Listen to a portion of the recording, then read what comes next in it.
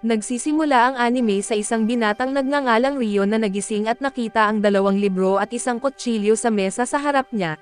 Lumabas siya ng bahay at sinimulang subukan ang bagong kakayahan na natuklasan niya at ito ang pagmamanipula ng tubig. Bigla na lang siyang napunta sa isang hindi pamilyar na lugar at nagtaka siya at nagtanong kung nasaan siya. Isang anghel ang lumitaw at kinumpirma ang pagkakakilanlan niya bilang si Rio pagkatapos nitong ma-confirm. Sinabi ng anghel na matagal na siyang naghihintay na makatagpo ng tao at ibinunyag ng anghel ang malupit na katotohanan na namatay si Rio sa isang aksidente. Naalala ni Rio ang nangyari at tinanggap ang katotohanan pero kahit ganoon ay naniniwala pa rin siyang mabubuhay siyang muli, kahit hindi niya alam kung anong landas ang tatahakin at sinabi ng anghel na wala siyang itinakdang misyon at malaya siyang pumili ng sariling daan. Ipinahayag ni Rio na gusto niyang mamuhay ng tahimik at payapa at ipinaliwanag ng anghel na ibabalik siya sa isang mahiwagang mundo na tinatawag na Fae, kung saan halos 20% ng mga tao ay may kakayahang gumamit ng mahika na napag-alaman na si Rio ay pinagkalooban ng elemento ng tubig, na angkop daw sa kanyang pagkatao at dahil gusto ni Rio ng tahimik na buhay pinili ng anghel na ipadala siya sa Rondo Forest. May naghihintay na maliit na bahay doon at may sapat na pagkain para sa 2 buwan. Napansin ni Rio na ang mga pagkain ay nagyelo sa loob ng isang bahay na ayon sa anghel ay isang protective na hadlang para hindi makalapit ang mga halimaw. Nang makalipat na siya sa bagong tirahan ay nagsimulang magbasa si Rio ng mga libro tungkol sa mga halimaw para matuto. Kahit kakaiba ang wika ng mga aklat ay naiintindihan niya ito ng madali at nagsimula siyang magsanay sa paggamit ng kanyang kapangyarihan sa tubig, at nadiskubre niyang kaya niyang pinapagana ito gamit lang ang imahinasyon na hindi na kailangan ng chant o salita.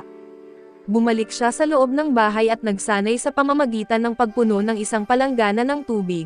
Ngunit ang tubig ay nasa normal na temperatura lamang at umaasa siyang mainit sana ito para makapaligaw siya ng masarap. Sinubukan niyang maghanap ng panggatong sa labas para magpainit ng tubig, pero hindi siya nagtagumpay sa pagpapaliyab ng apoy at sobrang napagod siya. Humiga siya sa lupa at nagmuni-muni at kinuha niya ang isang mangkok ng tubig at sinubukan na palalamigin ito hanggang sa maging yelo, pero nabigo siya at napagtanto niyang mahirap pala ito at kailangan muna niyang matutunan kung paano gumawa ng yelo. Gusto rin niyang matutunan kung paano gumawa ng ice spear spell. Nag-focus siya sa pag-compress ng tubig para alisin ang init nito at inisip niya ang istruktura ng mga molekula ng tubig at kung kaya ba niyang kontrolin ang oxygen at hydrogen.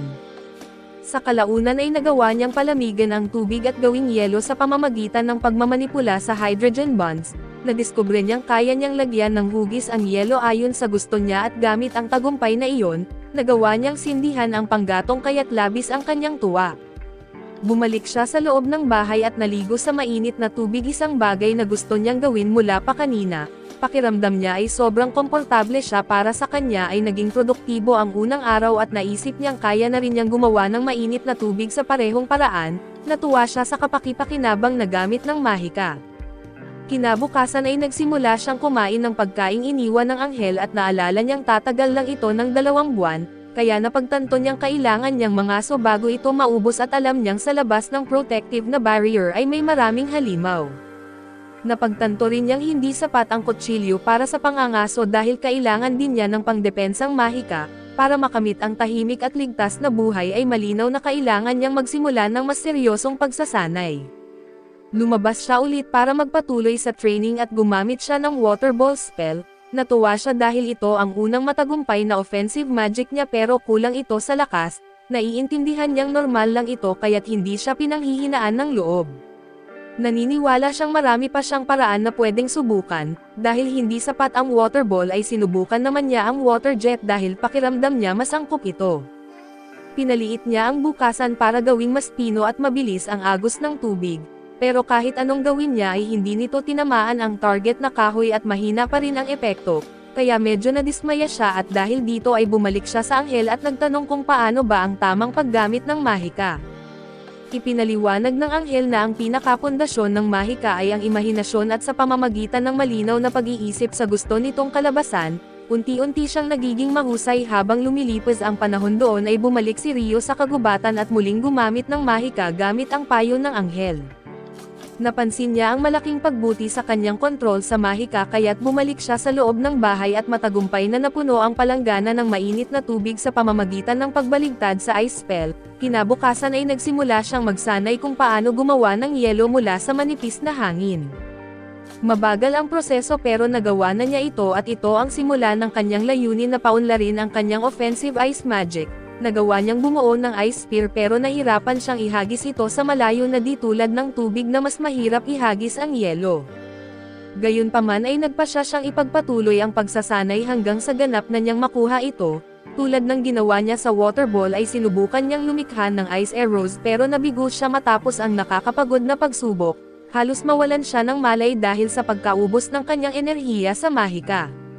Bumalik siya sa bahay at sinubukan na magpapaninggas ng apoy pero dahil walang araw ay hindi siya nagtagumpay na isang bagong suliranin na kailangang magawan ng paraan. Kinabukasan ay ipinagpatuloy niya ang pagsasanay sa ice arrows at pagkalipas ng ilang araw ng walang sawang pagsubok, matagumpay niyang nabuo ang isang ice arrow kahit nahirap pa rin siyang itama ito ng maayos. Maya-maya ay gumawa siya ng sibat at nagtungo sa isang paglalakbay at pumasok siya sa kagubatan sa labas ng protective na hadlang na isang lugar na may bakas ng malalaking halimaw. Sa tabi ng ilog ay nakita niya ang isang batong flint malapit sa mga labi ng isang lumang apoy. Napag-isip niya na magagamit ito para makagawa ng apoy kahit pagkatapos ng paglubog ng araw at nang magawa ng paraan ang problemang iyon. Tumutok naman siya sa pagkuha ng mga halamang gamot kaya't itinuturing niyang matagumpay ang araw na iyon. Biglang may lumitaw na dambuhalang halimaw sa kanyang likuran at nang maramdaman niya ito, humarap siya at agad siyang natakot na isang mabangis na baboy ramo ito at sa takot ay hindi siya makakilos. Habang papalapit ang hayop para umatake ay naalala niya ang isang pangyayaring dati na nagpaalalang umiwas agad siya. Muling sumugod ang baboy ramo na bagamat hirap pa rin siyang gumalaw ay napagtanto niyang maaari niyang gamitin ang kanyang mahika. Gumamit siya ng ice spell sa daraanan ng halimaw dahilan para madulas ito at bumagsak. Bumuo siya ng mga ice arrows sa daan at nang tumama rito ang halimaw ay namatay ito at nakaramdam siya ng matinding ginhawa. Pagbalik niya sa bahay ay inihanda niya ang balat ng baboy para gawing kasuotan. Nagawa rin niyang magpaninggas ng apoy sa loob ng bahay kahit walang araw. Nagpatuloy siya sa pagbabasa ng aklat tungkol sa mga halimaw at nabasa niya na ang napatay niyang halimaw ay isa lamang sa mga maliit at mahinang uri ng baboy ramo. Ang Monster Encyclopedia na gamit niya ay para sa mga baguhan lamang, ngunit binanggit na ang huling 2 pahina nito ay bahagi ng isang espesyal na edisyon at sa mga pahinang iyon, nabasa niya na ang kahit anong klase ng dragon ay may kakayahang wasakin ang isang buong lungsod ng madali, at kapag nakatagpo ng isa ang tanging dapat gawin ay tumakas agad. Sang-ayon si Rio sa babala at alam niyang ang ganoong laban ay maaaring magdulot ng agarang kamatayan. Pagkatapos noon ay pinag-aralan niya ang tungkol sa isang nilalang na tinatawag na Akuma at hindi ito itinuturing na fallen angel. May babala rin sa talaan na umaasang hindi kailanman makatagpo ng ganitong uri ng nilalang ang nagbabasa. Dito naisip ni Rio na ang mundo ay napakalawak at delikado dahil sa dami ng makapangyarihang mga halimaw na naroroon. Kinabukasan ay hinuhubad ni Rio ang kanyang mga damit at muling pumasok sa gubat. Nagsimula siyang pumitas ng mga prutas at tikman ito at nagustuhan niya ang lasa. Suot niya ang damit na gawa sa balat ng baboy at habang patuloy siyang naglalakad sa gubat, bigla na lang lumitaw ang isang dambuhalang ibon at muntik na siyang makuha at sa kabutihang palad nakaiwas siya sa atake nito.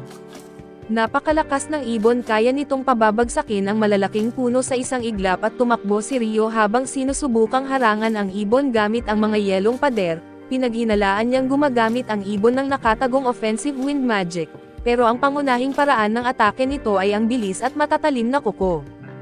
Kahit anong pilit niya ay hirap siyang makatakas at sa huli ay napilitan siyang lumaban. Nagbitaw siya ng mga water arrows pero naiwasan lang lahat ng ibon at nang papalapit na ito ay lumikha si Rio ng ice barrier bilang proteksyon.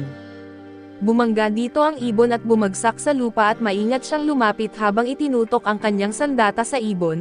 Biglang lumipad muli ang ibon at marahil akala'y papatayin na siya ni Rio at habang papalayo ito, napansin ni Rio ang sugat malapit sa mata ng ibon marahil ito ang dahilan ng pag-atras nito at paglipad palayo sa kanyang landas. Pagkatapos ng laban ay bumagsak si Rio sa lupa at napaisip kung gaano nga ba talaga kahirap ang tahimik na pamumuhay. Nang dumilim na ay nanatili pa rin siyang ligaw sa kagubatan, hindi na niya alam kung paano makakabalik sa kanyang bahay matapos ang pagtakas mula sa dambuhalang ibon. Nagsimula siyang maglakad at iniisip na tama ang kanyang tinatahak at sa daan, nakarating siya sa isang lawa kung saan nakita niya ang isang katawan na walang ulo katabi ng isang kabayo, isang tanawin na labis niyang ikinagulat. Kinabukasan ay nagpatuloy siya sa paglalakad sa gubat at patuloy na pumatay ng mga halimaw gamit ang ice arrows, nanguha rin siya ng mga isda gamit ang kanyang sibat at pagkatapos ay bumalik siya sa bahay at nagtago ng supply ng isda, nagsimula rin siyang magsanay gamit ang mga yelong plato. Maya-maya ay pumunta siya sa ilog at lumulusong sa ilalim nito kung saan nakaharap niya ang isang higanteng pugitan na napilitang paaalisin siya pabalik sa ibabaw. Gumamit siya ng water magic upang hiwain ang mga bato at natuwa siya sa naging resulta. Dahil dito ay napag-isip niya na sa pamamagitan ng mahika at maaaring patigasin ang yelo at magamit ito bilang kapalit ng mga gamit sa pagtrabaho, pakiramdam niya ay unti-unti na niyang nasasakop ang paggamit ng kanyang kapangyarihan. Muling bumalik ang atensyon sa katawan na walang ulo at muli na namang naroon si Rio sa harap nito. Naalala niyang walang nabanggit sa Monster Encyclopedia tungkol sa ganitong nilalang, kaya napagpasyahan niyang ito marahil ay isang misteryoso na isang uri ng halimaw na masyado ng mataas ang antas para isama sa gabay ng mga baguhan. Kahit wala siyang sapat na kaalaman at hinarap niya ito sa labanan at nagbitaw ng maraming atake, pero wala kahit isa ang tumama at bumawi ang halimaw at tinamaan si Rio na halos mapatay siya sa kasunod na pag-atake. Naiwasan pa rin niya ito sa huling sandali at inakala niyang nakatama siya ng suntok pabalik, pero madaling naiilagan ito ng halimaw at muli siyang tinamaan at bumagsak sa lupa. Sobrang pagod at halos mawalan ng pag-asa at pakiramdam niya ay nauubos na ang kanyang tsansa para mabuhay. Ngunit napansin niya na tila may dahilan kung bakit paulit-ulit siyang napapadpad sa lugar na iyon tuwing gabi. Naisip niyang baka tinuturuan siya ng halimaw na ang layunin nito ay palakasin siya at sa mga sandaling iyon, inilabas ng halimaw ang isang espada na gawa sa tubig na nagulat si Rio. Lumapit ang halimaw at iniabot ang espada sa kanya at inisip ni Rio na baka gusto ng nilalang na matutunan niya itong gamitin. Sa kabila ng gulat ay tinanggap niya ang espada pagkatapos nito ay umalis ang halimaw. Muling bumalik si Rio sa kagubatan, kung saan muli niyang nakaharap ang dambuhalang ibon na una na niyang nilabanan at napansin niyang naroon pa rin ang sugat sa mata nito, pero mas dumilim na ang kulay nito kaya inakala niyang nag-evolve na ito. Bigla na lang gumamit ng wind magic ang ibon at pinaulanan siya ng atake. Agad na gumawa si Rio ng ice barriers para depensahan ang sarili pero nagulat siya nang madali itong sirain ng ibon, napilitang umatras si Rio habang umiwas at sinusubukang gumanti.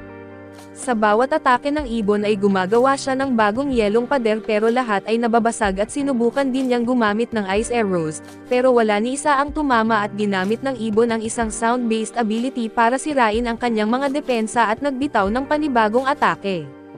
Sa pagkakataong ito ay matagumpay na nakaiwas si Rio at namangha siya sa lakas na dala ng ibon matapos itong mag-evolve. Di nagtagal ay tinamaan siya ng kidlat na atake at bumagsak siya sa lupa at nang muntik na siyang atakehin ng ibon gamit ang mga kuko nito, agad siyang gumamit ng kanyang espada para harangin ang atake.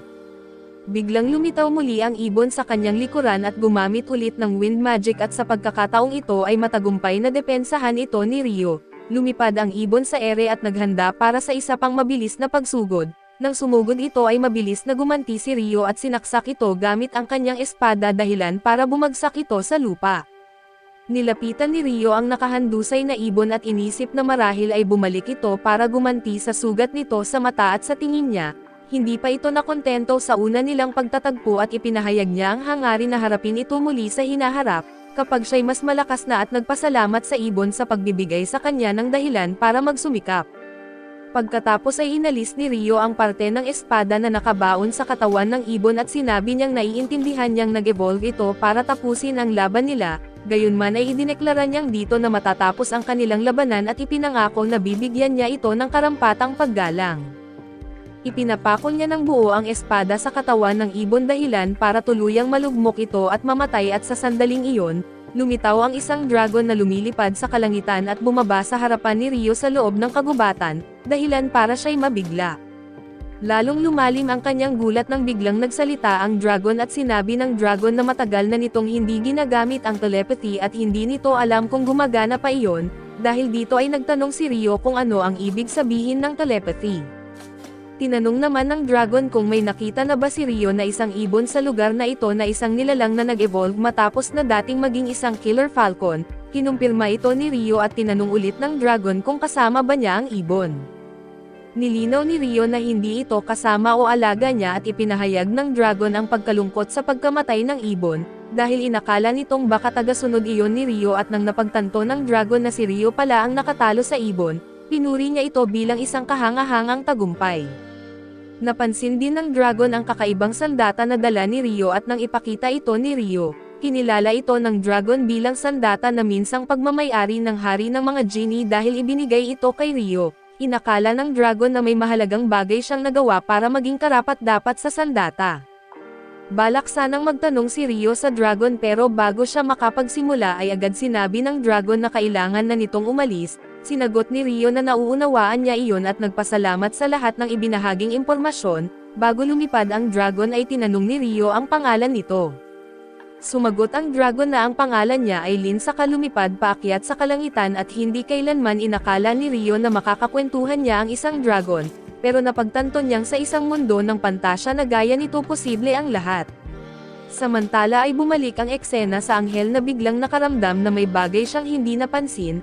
Napansin niya na si Rio ay may tagong kakayahan at lubha itong ikinagulat ng anghel, dahil ang huling taong may ganitong katangian ay isang babae na ipinadala niya sa ibang mundo na isang pangyayaring naganap 1,000 taon na ang nakalipas. Sa kaso ni Rio ang tagong kakayahan ay tinatawag na eternal youth o walang hanggang kabataan. Ilang linggo ang lumipas, nagsimulang mag-crave si Rio ng pagkaing dagat kaya't pumunta siya sa tabing dagat pero nagulat siya nang makita ang isang barkong wasak. Agad siyang lumapit at nakita ang isang lalaki malapit sa barko pero nang suriin niya ito ng mabuti ay napagtanto niyang patay na ito. Biglang may narinig siyang umuungol na lalaki at naliwanagan ang mukha niya at ito ang kauna-unahang tao na nakita niya mula nang mapunta siya sa mundong ito. Ang lalaki na ang pangalan ay Abel ay nagkaroon ng mga alaala ng isang dambuhalang pugitan na umatake sa kanilang barko habang may bagyo, dahilan para mahulog siya sa dagat. Pero pagdilat niya ng mata at nasa loob na siya ng bahay ni Rio, doon niya naisip na ligtas pala siyang nakaligtas sa kung anuman ang nangyari. Agad siyang lumabas ng bahay para hanapin ang iba pang kasamahan pero mas lalo siyang nalito dahil wala siyang alam kung nasaan siya at bigla siyang nilapitan ni Rio mula sa likuran. Nagulat si Abel dahil kahit bihasa siya sa pakikipaglaban na hindi niya naramdaman ang paglapit ni Rio. Napansin din niya ang kakaibang kasuotan ni Rio pero pinili niyang huwag muna itong banggitin. Nagpakilala si Abel at nagpasalamat sa pagligtas sa kanya at sumagot si Rio na siya lang ang natagpuan niyang buhay at patay na ang iba noong dumating siya. Binanggit ni Abel na huwag nang alalahanin ang mga iyon dahil mga smuggler lang naman sila pero bago pa siya makapagpaliwanag at kumalabog ang tiyan niya sa gutom, sinabi ni Rio na ituloy na lang nila ang usapan habang kumakain kaya't inaya niya ito pabalik sa loob ng bahay. Habang kumakain ay hindi na nakatiis si Abel at tinanong na rin si Rio tungkol sa kanyang pananamit. Sinabi ni Rio na wala na siyang ibang damit at wala rin siyang tela para makagawa ng bago kaya't sabi ni Abel ay bumili na lang siya ng damit. Agad siyang tumigil sa pag-uusap tungkol sa damit at naisip na baka mahirap lang talaga si Rio para makabili ng bago.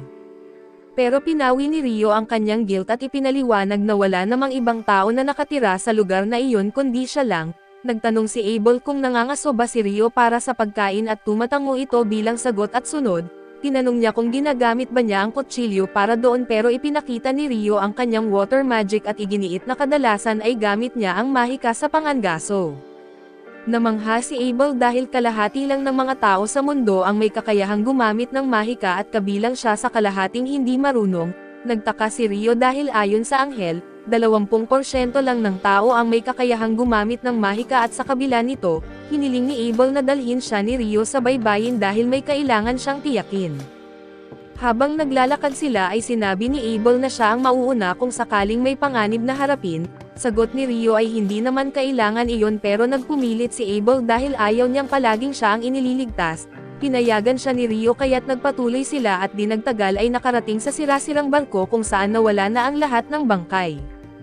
Naisip ni Abel na baka kinain na iyon ng mga halimaw o inaanod ng dagat at nagpasalamat siya kay Rio sa pagliligtas sa kanya dahil kung hindi, baka siya rin ang kasama sa mga nawala at sinabi ni Abel na hindi niya nahanap ang hinahanap niya at sa ngayon ay gusto niyang makita ang mga kaibigan niya. Pero dahil sa bagyo ay napadpad ang barko sa malayong timog at wala siyang ideya kung anong direksyon ang dapat tahakin, bigla siyang nakaisip ng ideya at tinanong si Rio kung gusto ba nitong sumama sa kanya at nagulat si Rio sa tanong na iyon. at sinabi ni Abel na kailangan niya ng tulong para makabalik at kapalit noon ay tutulungan niya si Rio makahanap ng trabaho para mas maging maayos ang kanyang pamumuhay. Matagal pinag-isipan ni Rio ang alok at sa huli ay pumayag siyang maging gabay ni Abel pabalik sa lungsod. Kinagabihan ay tumingin siya sa kanyang hardin na pinaghirapan niyang linangin at nalungkot siya ng kaunti sa pag-iisip na iiwan niya ang lahat ng iyon. Sa gabi sinabi ni Rio kay Abel na aalis muna siya sandali para magpaalam sa isang tao na kahit na curious si Abel kung sino ang tinutukoy niya, pinili niyang huwag na lang makialam at samantala ay nagtungo si Rio sa lawa upang makita ang Headless Knight at sabihing aalis na siya sa gubat ng matagal. Nagpasalamat siya sa Knight sa pagtuturo sa kanya ng pakikipaglaban at inilabas ang kanyang kutsilyo, sabay binanggit na mas lalo siyang magsisikap ngayong gabi at hinugot din ng Headless Knight ang kanyang espada, at agad na sumugod si Rio na sunod-sunod ang kanyang malalakas na atake. Matapos ang matagal at matinding labanan at napagod si Rio at bumalik na ang Knight sa lawa, muling nagpasalamat si Rio pero nanatiling tahimik ang Knight subalit pagbalik nito sa dati niyang pwesto, bigla siyang lumingon at mula sa tubig ay pinalabas niya ang isang mahiwagang armor bilang pamamaalam. Naging emosyonal si Rio sa natanggap na regalo at muling nagpasalamat bago siya umuwi. Kinabukasan ay naghanda na si Rio at Abel para sa kanilang paglalakbay, naging sentimental si Rio habang iniisip ang lugar na matagal niyang tinirhan. Habang nasa gubat sila ay may nasalubong silang mabangis na baboy ramo at binanggit ni Abel na siya ang bahala. Tumakbo siya papunta sa baboy ramo at hawak ang kanyang espada at gumamit ng combat skill na isang galaw na nagmistulang ginawang donut ang hayop. Namangha si Rio at nagtanong kung ano ang combat skills at pinaliwanag ni Abel na ito ang mga kasanayang gamit ng mga mandirigmang gumagamit ng armas at sa gabing iyon, nagkampo sila sa loob ng isang puno. Kinabukasan ay nagpatuloy sila sa kanilang paglalakbay sa loob ng kagubatan at habang naglalakad sila, nadaanan nila ang ilang lizardmen sa isang latian at nagdesisyon si Abel na lumihis ng daan para hindi makasalubong ang mga ito dahil kilala silang malalakas.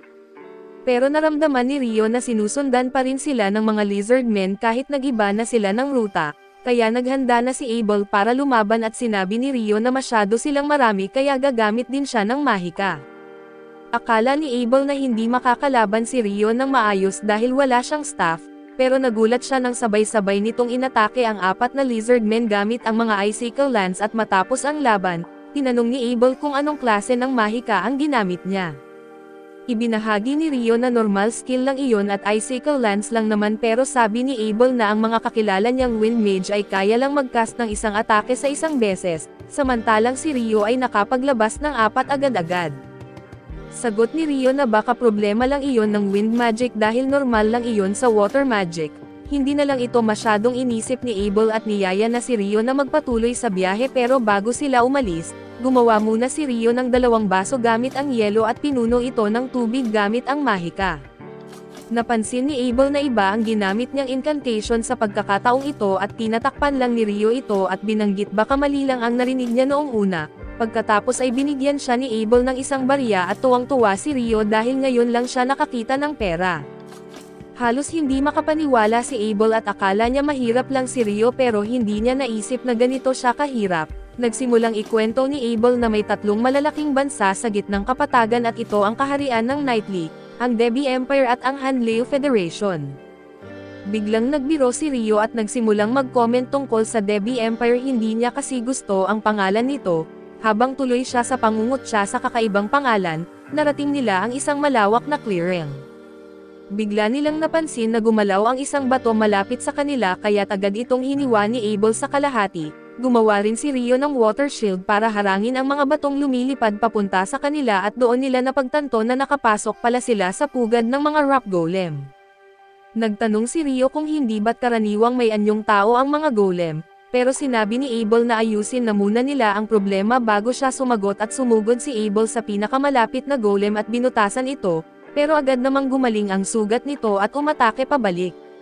Napilitan si Abel na umatras at iginiit niyang hindi magiging epektibo ang mga normal na atake laban sa mga golem, pero nakaisip si Rio ng paraan at gumawa siya ng isang malaking block ng yelo sa ere at pinabagsak ito sa mga golem at pinipisa sila sa ilalim. Namangha si Abel dahil ngayon lang siya nakakita ng ganoong klaseng mahika at ilang beses pa itong inulit ni Rio hanggang matalo nila ang lahat ng golem. Pagkatapos ng laban ay nakakita sila ng isang espesyal na rock golem na may malaking magic stone.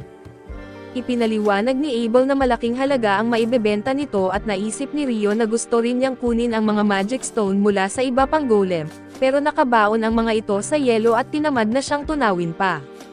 Nagpatuloy sila sa paglalakbay hanggang sa makasalubong sila ng isang dambuhalang hayop na parang pinaghalong buwaya at hipopotamo. Giit ni Abel na isa itong behemoth, isang napakabihira at napakalakas na halimaw na ni minsan ay hindi pa niya nakita. Tinanong ni Rio kung hulihin ba nila ito pero sagot ni Abel na imposible iyon. Halimaw, sinimula ng mga wyvern na batuhin ang behemoth gamit ang magic pero isang malakas na ungol lang ang pinakawalan nito, at bigla nitong kinansela ang mahika dahilan para bumagsak ang mga wyvern sa lupa. Sabi ni Rio na malamang gumamit ng magic cancellation skill ang dambuhalang halimaw at kinagabihan habang kumakain sila. Tinanong ni Abel si Rio tungkol sa magic cancellation skill dahil narinig lang niya ito na ginagawa ng mga trap sa loob ng dungeon. Natuwa si Rio nang marinig ang tungkol sa dungeon at dagdag pa ni Abel na may dungeon sa lungsod ng Lon at ito ang patutunguhan nila. Nainis si Rio at sinabing dapat ipinaalam agad iyon dahil mahalaga iyon at tinanong pa niya si Abel kung may itinatago pa itong iba. Bilang sagot ay tinanong ni Abel kung alam ba niya ang tungkol sa mga duwende at elf. Pero sumagot si Rio na ikwento na lang niya ang mga detalye at ilang araw pa ang lumipas, narating nila ang kabundukan at iginiit ni Rio na makakakita na sila ng tirahan ng tao kapag natawid na nila ang mga bundok. Tinanong ni Abel kung paano siya sigurado at napaisip si Rio kung sasabihin ba niya na may dragon siyang nakilala na nagkwento sa kanya tungkol sa mundong ito. Sa huli ay pinili niyang itago ito at sinabing kaalaman ito na lampas sa pangunawa ng tao. Maya-maya ay nakarinig sila ng kakaibang tunog at parehong naghanda para lumaban, pero nang lumapit mula sa langit ang isang malakas na halimaw na tinatawag na griffon na pareho silang kinabahan, inatake ng matinding takot si Abel pero mabilis na naisip ni Rio na ihagis ang isang piraso ng karne sa ere. Ginaya siya ni Abel at agad namang sinunggaban ng griffon ang dalawang karne bago ito lumipad palayo. Nakahinga ng maluwag ang dalawa at napagkasundoan nilang hindi sila magtatagal kung nakipaglaban sila sa ganoong kalakas na halimaw.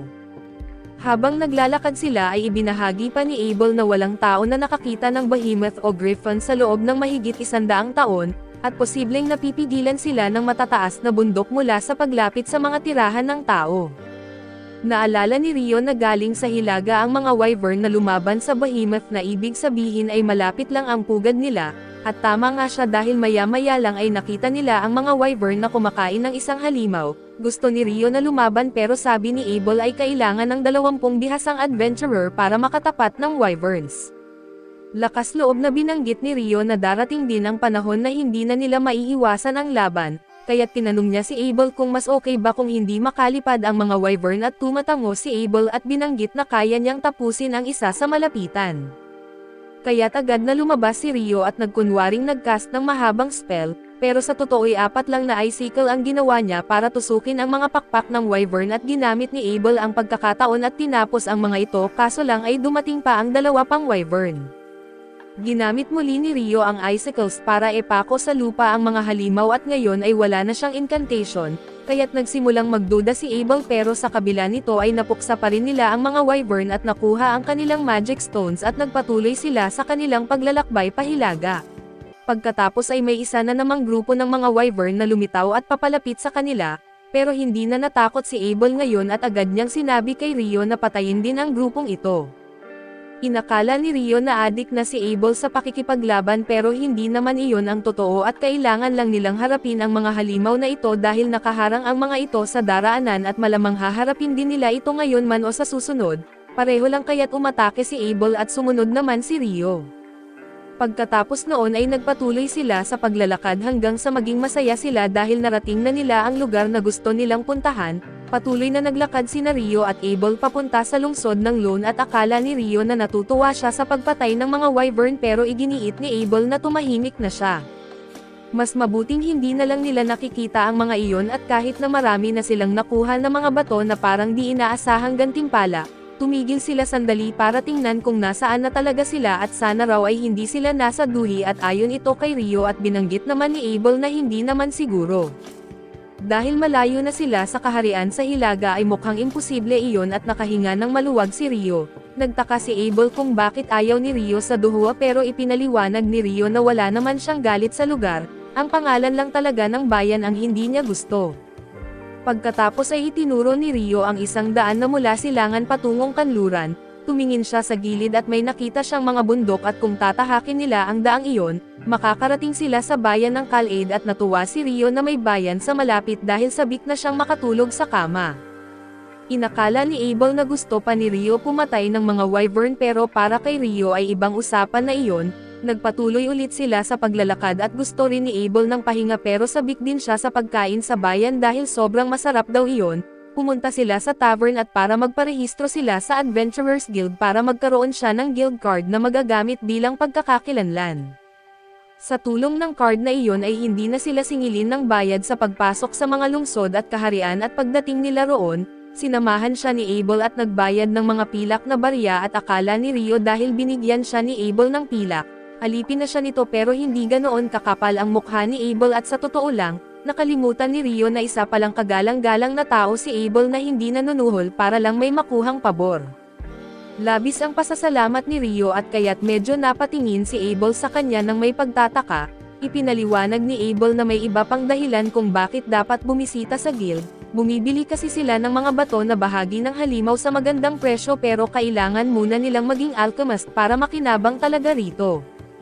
Dumating na ang pagkain nila na ikinagulat ni Rio at tinanong ni Abel kung masarap ba ang pagkain, nabigla si Rio nang makita ang curry at kanin at para sa kanya ang curry ay parang isang mahalagang bahagi ng mga kwento tungkol sa pagbabalik buhay, kaya sobrang namangha siya at matagal siyang natulala. Napaisip si Abel kung anong meron at tinanong kung may problema ba, pero sanay na si Rio na nagsasalita sa sarili kaya't binanggit niya kay Abel na huwag na siyang mag-alala at dagdag pa nito na simulan na nilang kumain at nang matikman ni Rio ang curry, sobrang nasarapan siya kaya mabilis siyang kumain. Sinabi ni Abel na kung gusto pa niya pwede naman siyang umorder ulit at pagkatapos ubusin ni Rio ang pagkain niya, humingi siya ng isa pang serving sa waitress at tinanong niya si Abel kung meron ding curry na tulad nito sa lungsod ng Lone. Sumagot siya na meron at pwede niya itong kainin kahit kailan at marami raw curry doon at natutuwa si Abel na nagustuhan ni Rio ang curry. Kinabukasan ay nagpatuloy silang maglakad ng magkasama at para kay Rio ay gustong-gusto niya ang curry at natuwa si Abel sa narinig, pero inakala ni Rio na ito na naman ay isa sa mga sikreto ni Abel na hindi niya sinabi agad at tinanong niya kung may iba pa bang mahalagang bagay na hindi niya binanggit. Sinabi niya kay Abel na mahilig siya sa matatamis at tinanong kung saan daw ang pinakamahusay na bayan para sa mga matamis. Sagot ni Abel ay iisipin daw niya iyon at saka sila muling nagpatuloy sa paglalakad at humiga sila sa lupa, kumain ng kaunti at nagpatuloy ulit. Pagkaraan ng ilang sandali ay lumitaw sa harapan nila ang lungsod ng Loon at ipinaliwanag ni Abel kay Rio na ito ang lungsod na napapalibutan ng mga taniman ng trigo. Habang papalapit sila sa lungsod ay nakilala si Abel ng bantay at nagulat na makita siya. Bati ni Abel sa kanya at akala ng bantay ay nawala na siya at kinumpirma ni Abel na nawawala nga siya noon pero nakabalik siya ng buhay dahil kay Rio. Nagpasalamat ang bantay kay Rio sa pagsasagip kay Abel at kinamayan siya ng mahigpit at nagbayad si Abel ng isa pang barya sa bantay para makapasok si Rio sa lungsod at ipinakita ang kanyang guild card. Malugod silang tinanggap ng bantay at tinanong si Abel kung diretso na ba siya sa guild. Natuwa si Rio para kay Abel dahil nakabalik na siya sa kanyang bayan at pagkapasok nila sa lungsod, nagpa siya si Abel na dumiretso sa guild para maiparehistro si Rio. Ipinaliwanag niya na magsisimula si Rio sa ranggong W kapag nagparehistro siya, pero kung may rekomendasyon mula sa isang adventurer na may ranggong B o mas mataas, pwede siyang magsimula sa ranggong E o D at akala ni Rio ay mas mataas pa si Abel sa ranggo B at labis siyang humanga rito. Pero hindi sigurado si Abel na sinabi niya na habang tumataas ang ranggo, mas mataas ang antas ng mga misyong pwedeng tanggapin at mas malaki rin ang gantimpala. Iminungkahi niya na tanggapin ito ni Rio dahil kakailanganin niya ng pera.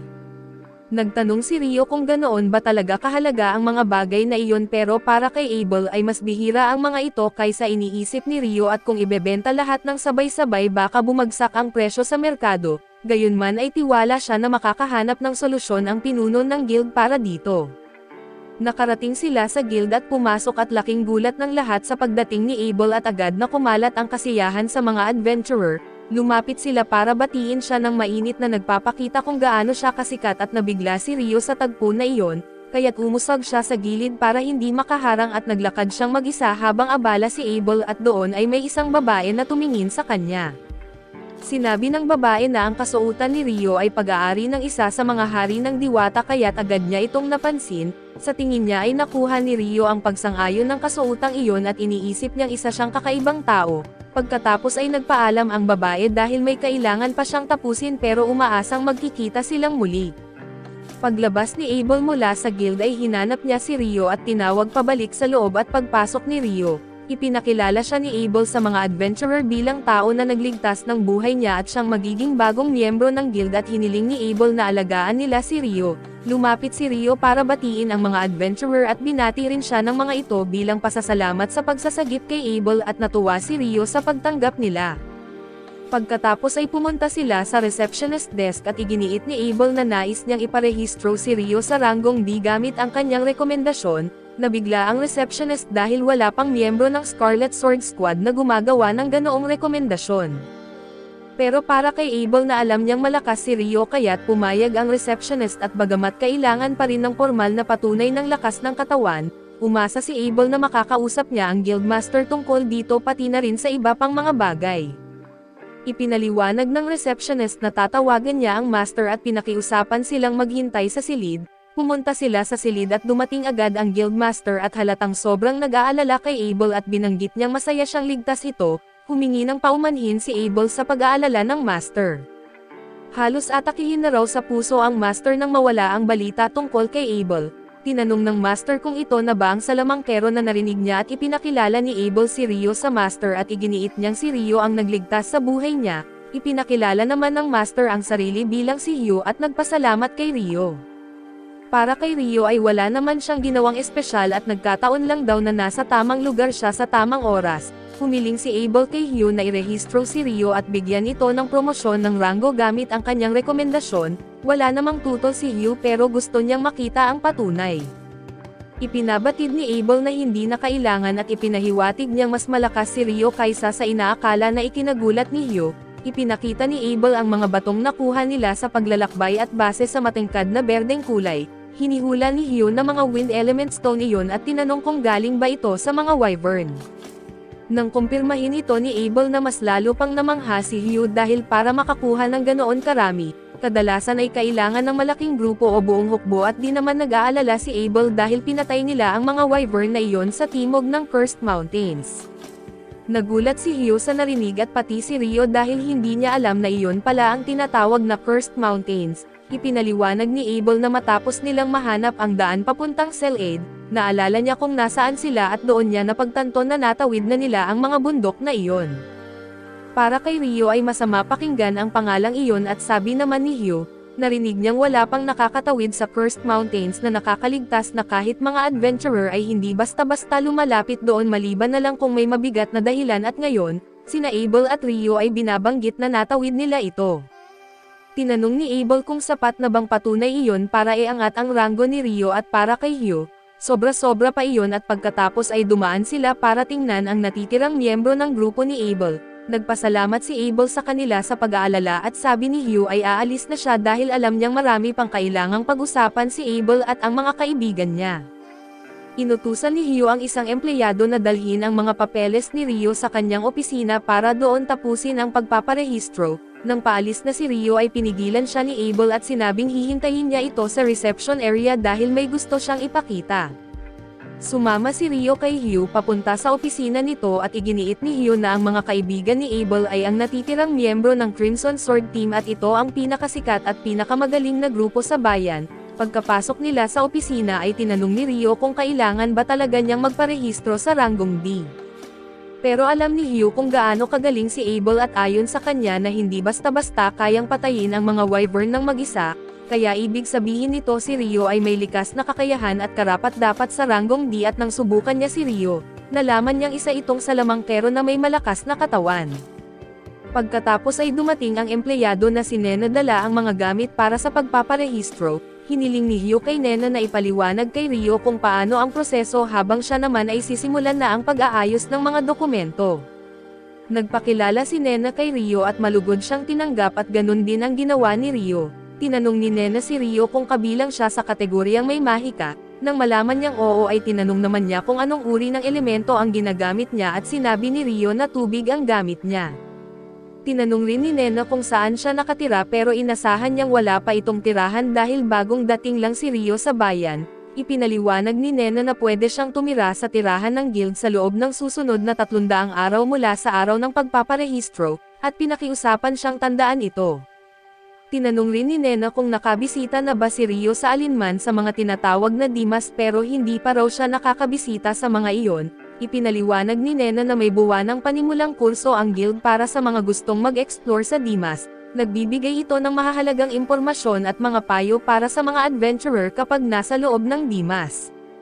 Namangha si Rio sa narinig at sabik na sabik siyang makakapunta rito at iginiit ni Nena na magsisimula ang kursong iyon sa makalawa at inirehistro na niya si Rio. Sabay hiling na dumalo siya sa ganap na alas 9 ng umaga, ipinayo rin niya kay Rio na gamitin ang orasan sa gitna ng plaza ng bayan para malaman ang oras.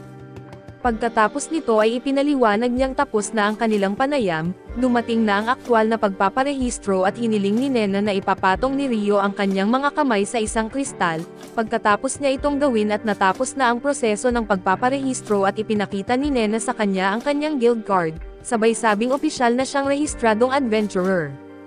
Umalis na si Nena pero ramdam ang ginhawa kay Hio dahil madilim ang mga araw noong wala pa silang balita kay Abel. Ngayong nakabalik na ito ay dapat lang daw pasalamatan si Rio dahil nararapat lang iyon at ngayon, kailangan nilang ipalaganap ang balitang nakabalik na si Abel.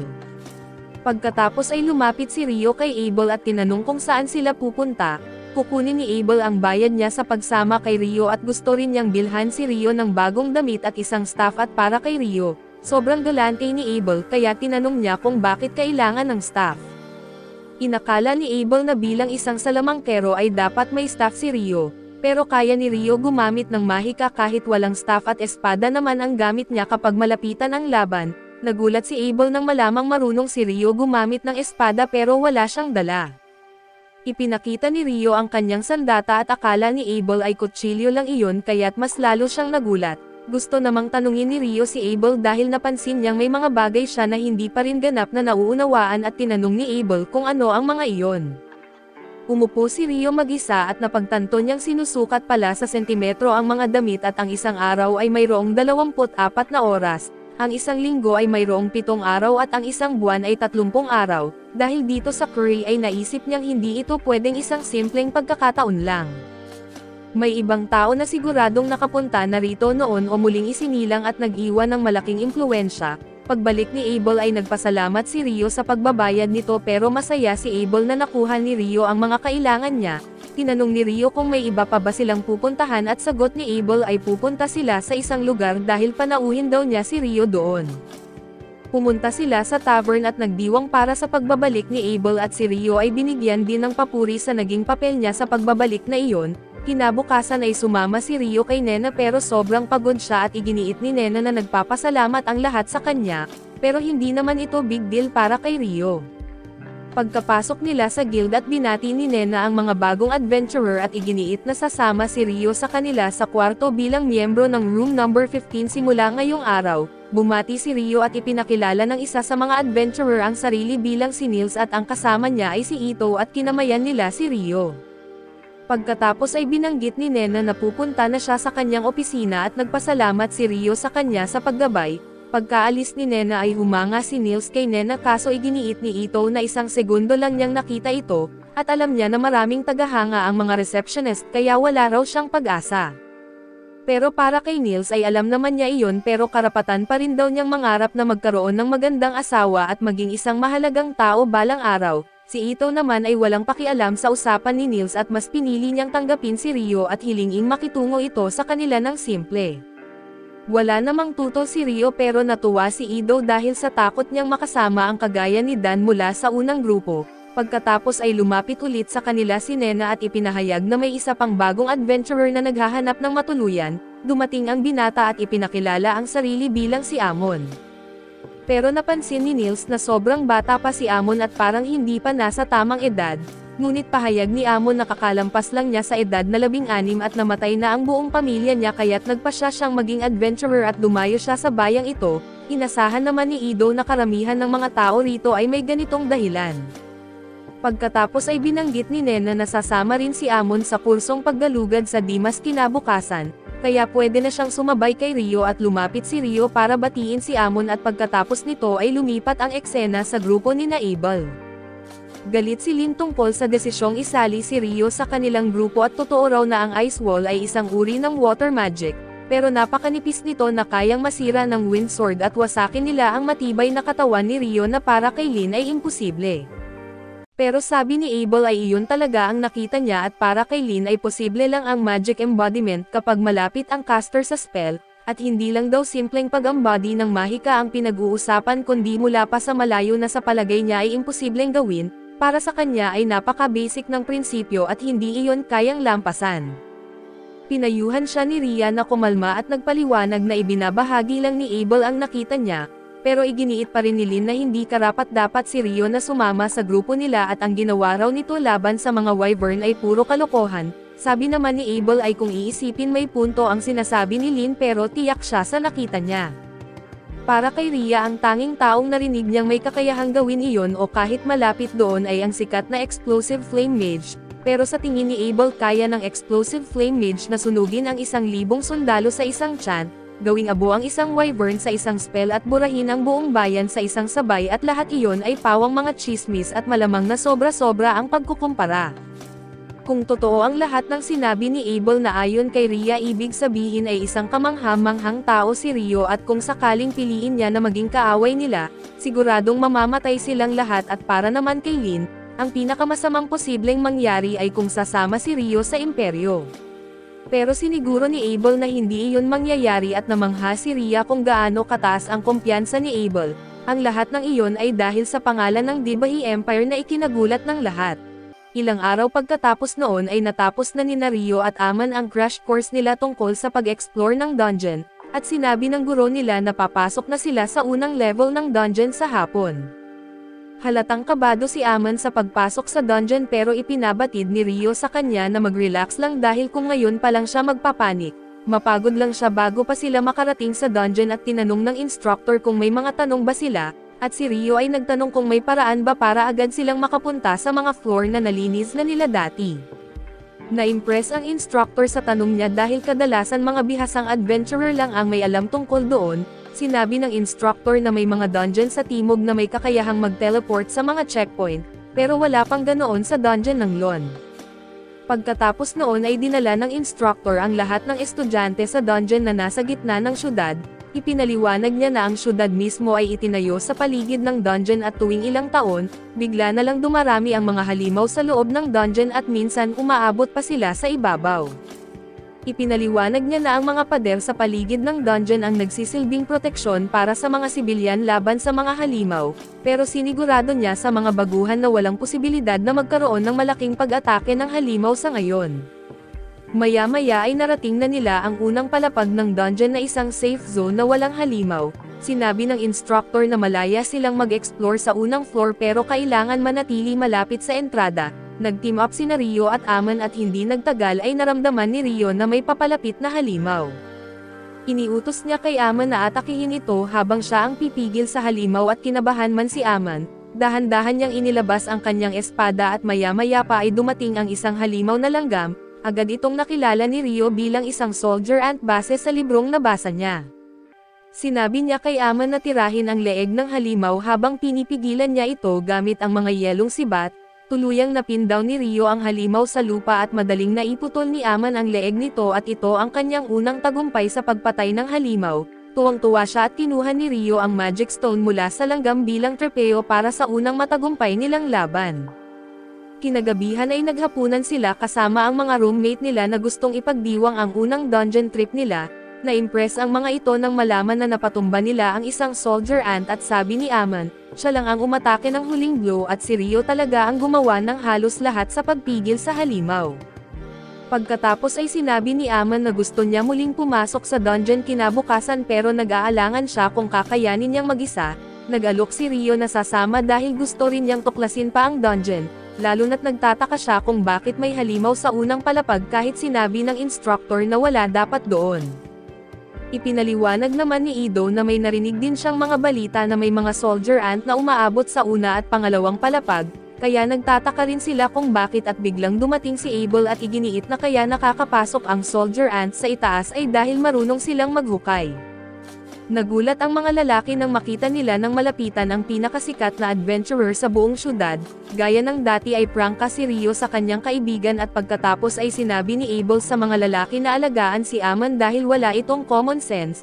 Biglang tumayo si Mills at nagpakilala kay Abel sabay sabing idol niya ito at gusto rin niyang maging isang sikat na adventurer balang araw. Hiningi niyang makipagkamay at pumayag naman si Abel sabay paalala na magpursige siya pero siguraduhin muna ang kaligtasan bago ang lahat. Tinanong ni Rio si Abel kung bakit andoon pa siya sa ganoong oras at sagot niya ay kakauwi lang niya mula sa huling misyon niya. Biglang dumating ang party niya at nagagalit ang mga babae dahil sa halip na dumiretso sa guildmaster at dito pa siya pumunta. Sabi niya ay tinulungan lang naman niya ang ilang baguhan na nangangailangan ng gabay pero inutusan siya ni Lin, na mayabang na nadalhin siya ni Warren palayo. Binuhat siya ng malaking lalaki habang sumisigaw si Abel na parang bata at pagkatapos noon ay tumititig si Lin kay Rio na parang naiinggit.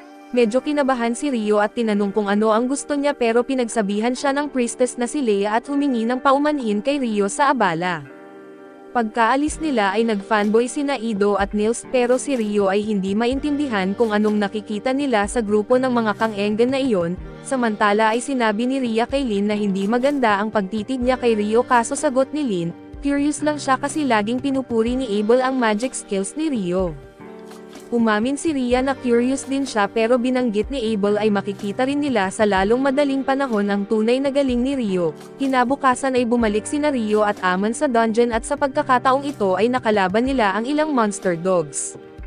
Habang pinipigilan ni Rio ang mga halimaw gamit ang mga yelong sibat, ipinakita naman ni Aman na marunong talaga siya sa espada at napatumba niya ang ilan sa mga ito at habang nagpapahinga sila, napansin ni Rio na parang hawig kay Abel ang estilo ni Aman sa pakikipaglaban.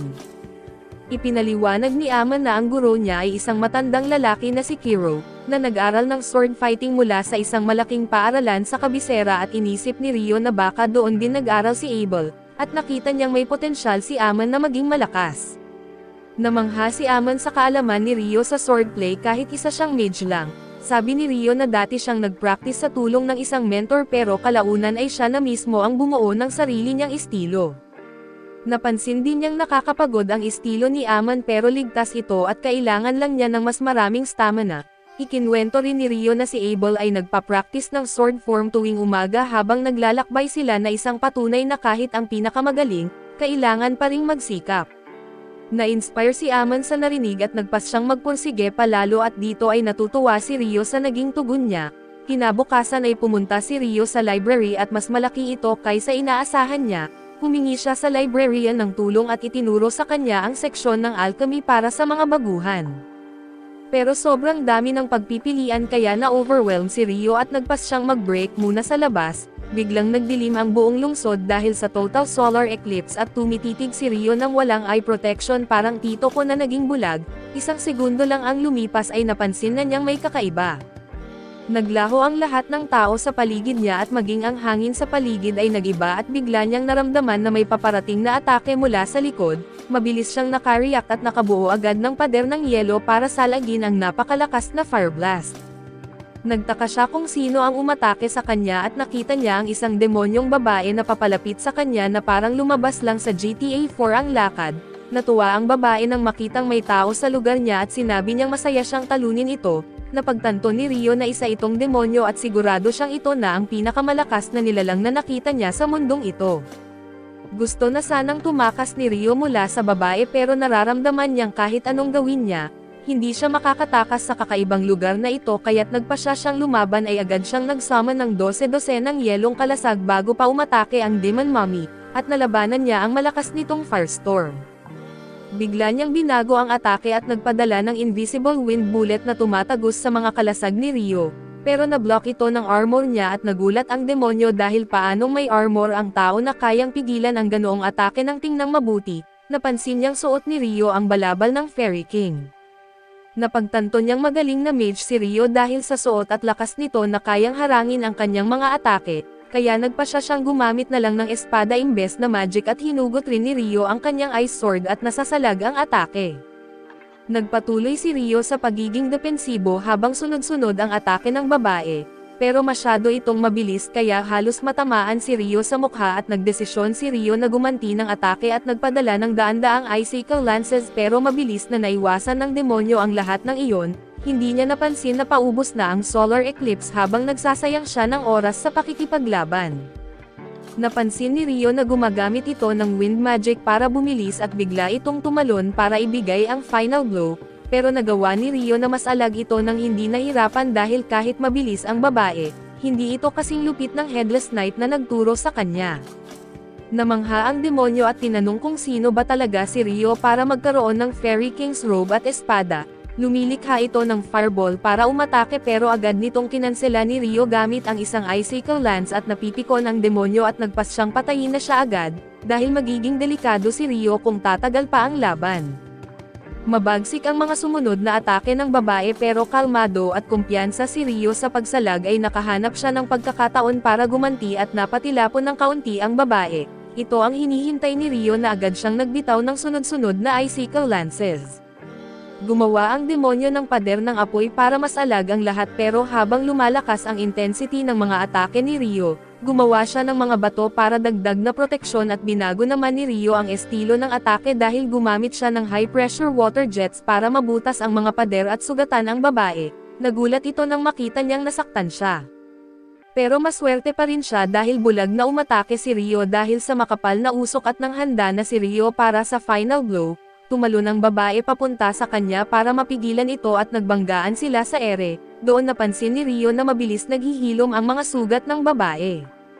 Dahil sa gulat niya ay nawala ang focus ni Rio at napalipad siya pabagsak sa isang gusali, nang handa na sanang ibigay ng babae ang pinakamatinding atake para tapusin siya, napansin niyang may mga patak ng tubig na bumabagsak mula sa langit. Nagulat siya pero mas lalo pa siyang nataranta nang dumadampi ito sa balat niya at mapaso at mas mainit pa sa kumukulo na tubig at napasigaw siya sa sakit. Agad siyang nagtago sa loob ng bilog na bato para hintayin na matapos ang boiling rain.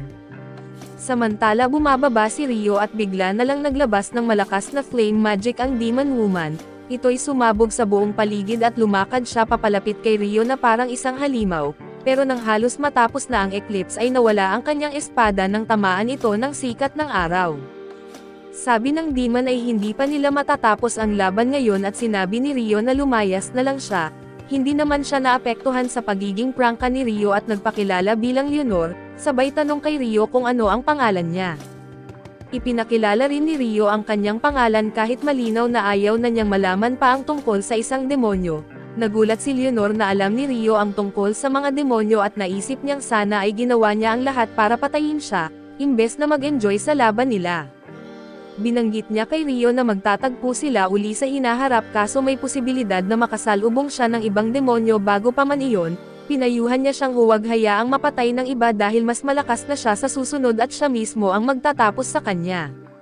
Nabigla si Rio sa narinig pero nawala na ang eclipse at bumalik na sa normal ang lahat na walang bakas na nangyaring laban. Pakiramdam ni Rio ay medyo kakaiba kaya't nagpasya siyang bumili ng mga libro at magpahinga sandali. Una siyang nagpunta sa bangko para mag-withdraw ng pera na nakuha niya mula sa pagbebenta ng Wyvern Magic Stones, at pagkatapos ay dumaan sa dormitoryo para makita ang kanyang mga kaibigan at napansin niyang wala pa sila doon. Ngunit bago siya makaalis ay nakita niyang binubuli sila ng ibang mga adventurers. Tinatawag siya ni Mills at Ido na duwag dahil inaambush daw niya ang mga iyon nang sila ay sugatan, ngunit sinabi ng leader ng mga bully at si Dan na pareho lang ang sitwasyon kapag naambush sila ng mga halimaw sa dungeon at namatay. Maya-maya ay napatalon ang mga tauhan ni Dan nang malipol si Rio mula sa likod. Sinabi ni Rio kay Dan na tama naman daw siya pero minsan dapat ding pinapakinggan ang sariling payo. Tinanong niya kung handa na ba siyang tumakbo ngayon na magulo na ang kaibigan niya at agad namang bumunot si Dan para suntukin siya. Madaling lumiko lang si Rio at ginamit ang hawakan ng espada para sapakin ang tiyan nito kaya't nasuka pa ang pagkain nito kaninang umaga. Pagkatapos ay inalagaan ni Rio ang kanyang mga kaibigan at sinabi nilang kailangan nila ng mas mataas na stamina para hindi sila mabigla muli ng sinuman. Pero una ay kailangan daw nilang mag-recover at mag-relax muna kaya't nagpunta sila sa public bath kung saan ginagamot ni Ido ang sugat ni Rio mula sa wind bullet. Lahat ay nagtaka kung sino ang makapagsugat kay Rio dahil sa malakas siya, pero nagpasya siyang hindi muna sasabihin ang tungkol sa demonyo dahil mas importante muna ang magpahinga. Kinaumagahan ay pumunta si Ian kasama sina Nils at Ido sa isang dungeon para mag-explore, pero napansin nila na may kakaiba sa lugar dahil may mga goblin archer sa level na iyon, kahit hindi naman dapat sila nandun at dahil mas delikado ang mas mababang level kaysa sa normal, nagpasya ang grupo na bumalik na bago sila mapahamak.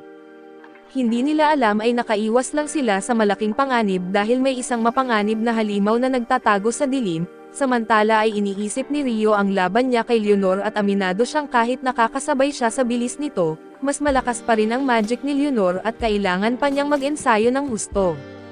Sinubukan niyang gumawa ng yelong daanan at gumamit ng water jet para makatakbo ng mabilis pero sa unang pagsubok niya ay palpak ito. Sa ibang eksena ay nasa library si Ren para maghanap ng impormasyon tungkol sa mga spell na ginagamit ni Rio. Pero wala siyang makita sa mga libro at dahil dito ay iniisip niyang baka mga orihinal na spell ang gamit ni Rio. Biglang dumating ang isang babaeng nagngangalang si Ran na karating lang mula sa misyon niya sa labas ng lawn, pagkatapos ay dumating sina Almond at ang iba pa sa guild at sinabi kay Nena na may nakita silang goblin archer sa ikalimang palapag, bagay na ikinabahala ni Nena dahil dapat mas malalim pa ang kinaroroonan ng mga ito. Nagpasalamat siya sa babala at nagmadaling pumunta sa opisina ni Hugh para sabihin ang balita at nagpakita ng pag-aalala si Hugh at nagtanong kung sino-sinong B-rank party ang nasa bayan. Sagot ni Nena na ang Crimson Sword at White Brigade lang ang available. Pinatawag ni Hugh ang dalawang grupo. Maya-maya ay dumating sina Abel at ang team niya sa opisina at nakilala rin nila sina Shena at Phelps, ang pinuno ng White Brigade at pagkaupo nila ay ipinaliwanag ni Hugh ang sitwasyon. Gusto niyang pumasok sila sa dungeon at tingnan kung may palatandaan ng Great Tidal Bore na isang panahon kung saan dumarami ng husto ang mga halimaw at umaakyat sa ibabaw. Pinayuhan niya rin silang huwag makipaglaban sa mga halimaw at kung nagsimula na ang Tidal Bore, agad silang lalabas at hihintayin ang susunod na utos at dahil sa kagyat na sitwasyon, pumayag agad ang dalawang grupo at pansamantalang isinara ang dungeon para sa ibang adventurer. Samantala ay nagpasya si Rio na pumunta sa North Library para maghanap ng impormasyon tungkol sa mga akuma. Nalaman niya mula sa mga kasama niya sa kwarto na may mga forbidden text din doon na tanging B-rank pataas lang ang may pahintulot magbasa. Habang umaalis siya ay sinabi ni Nils sa iba na maghanda para sa panibagong dungeon run na hindi niya alam na pansamantalang sarado ito. Pagdating ni Rio sa library ay nakasalubong niya si Sarah at namangha siya sa ganda nito at sa dungeon naman, nagtipon ang dalawang grupo kasama ang mga C-rank pataas na adventurer pero bago pa sila makapasok, naramdaman ni Abel ang isang aura na parang huling boss sa Elden Ring mula sa gate. Pinapagamit niya kay Ren ang wind spell para ma-detect ang mga halimaw, at nadama nito na may mahigit 100 na halimaw agad sa unang palapag pa lang at napatunayan nito na nagsimula na ang Great Tidal Bore, dahil dito ay iniutos ni Hugh na ipaalam sa lahat at isara ang mga pinto. Kumalat ang kabuluhan sa bayan habang si Rio na walang alam sa nangyayari ay nag-uusap lang kasama ang magandang si Sira. Tinanong siya ni Sira kung bakit siya naroon at sinabi ni Rio na naghahanap siya ng magagandang libro tungkol sa alchemy, kahit ang totoo ay gusto niyang maghanap ng impormasyon tungkol sa mga akuma. Nag-alok si Sarah na tulungan siya kaya't sumama siya rito habang nag-uusap sila tungkol sa isa't isa. Ikinwento ni Sarah na isa siyang B-rank elf adventurer at nag-iisang miyembro ng party na tinatawag na Wind, bagay na bihira sa kanyang lahi na mas sanay manirahan sa gubat. Samantala ay nakaselyo na ang mga gate at nagtipon ang mga adventurer sa mga pader para salubungin ang Tidal Bore. Di nagtagal ay naging parang war zone ang arena at naging kumpiyansa ang mga tao nang dumating ang Lone Knights. Pero patuloy lang ang pagdating ng mga halimaw na parang langgam at nababahala si Hugh dahil hindi pa siya nakakakita ng Tidal Bore na ganito kalaki, gayunpaman ay patuloy na lumaban ang mga tao sa isang mahaba at matinding laban, at pagsapit ng gabi ay nagawa nilang patumbahin ang lahat ng maliliit na halimaw. Pagkatapos, iniutos ni Hugh na ibaba ang gate upang makapagsagawa ng pag-atake papasok sa dungeon at magkasamang umatake ang dalawang grupo at nakapatay sila ng maraming Goblin Witch. Hanggang sa humarap sila sa pinakamalaking banta, tatlong nakakatakot na Goblin General, nagpasya sina Abel at Phelps na tig-isa sila habang sina Rhea at Shena ang haharap sa pangatlo. Nang magsimula ang laban ay nagawa ng grupo na patumbahin ang isang general, pero biglang isang malakas na hangin ang pumatay sa dalawa pang natitira at lumingon ang lahat sa entrada at nakita nila ang isang matangkad at nakakatakot na Goblin King. Walang pag-alinlangan ay agad silang umatake rito at ginamit ni Abel ang combat art niya para mabutas ang dibdib ng hari at gumamit si Ren ng bullet rain para tapusin ito. Sa sama-samang lakas ay nagawa nilang patumbahin ang Goblin King, at humanga si Phelps sa estratehikong paraan ng pag-atake ni Abel. Habang nagdiriwang ang mga tao sa kanilang panalo ay hindi nila alam na may isa pang panganib na papalapit. Makalipas ang ilang oras ay nagdaos ang guild ng salo-salo bilang parangal sa tagumpay at habang si Hugh naman ay abala sa tambak ng papeles, dahil kailangan niyang bayaran ang lahat ng lumahok at payagan ang mga mananaliksik mula sa kabisera na magsuri sa lugar. Pagdating ni Rio ay nalilito siya sa nangyayari at nalaman niya na nakakuha ng malaking pagkilala si Abel matapos pangunahan ang pag-atake laban sa Goblin King. Biglang dumating sina Ren at Laia para hanapin si Abel at sinamantala ni Ren ang pagkakataon para tanungin si Rio tungkol sa kakaiba nitong ice spell. Hindi alam ni Rio na orihinal ang mga spell na ginagamit niya kaya't mas lalo lang silang nalito sa isa't isa. Pagkaalis ni Rio ay sinabi ni Abel kay Ren na hindi kailangang magbigkas ng incantation si Rio para gumamit ng magic, bagay na hindi makapaniwala si Ren at kinabukasan ay nalaman ni Rio na walang laman ang job bulletin dahil sarado ang dungeon sa loob ng isang buwan.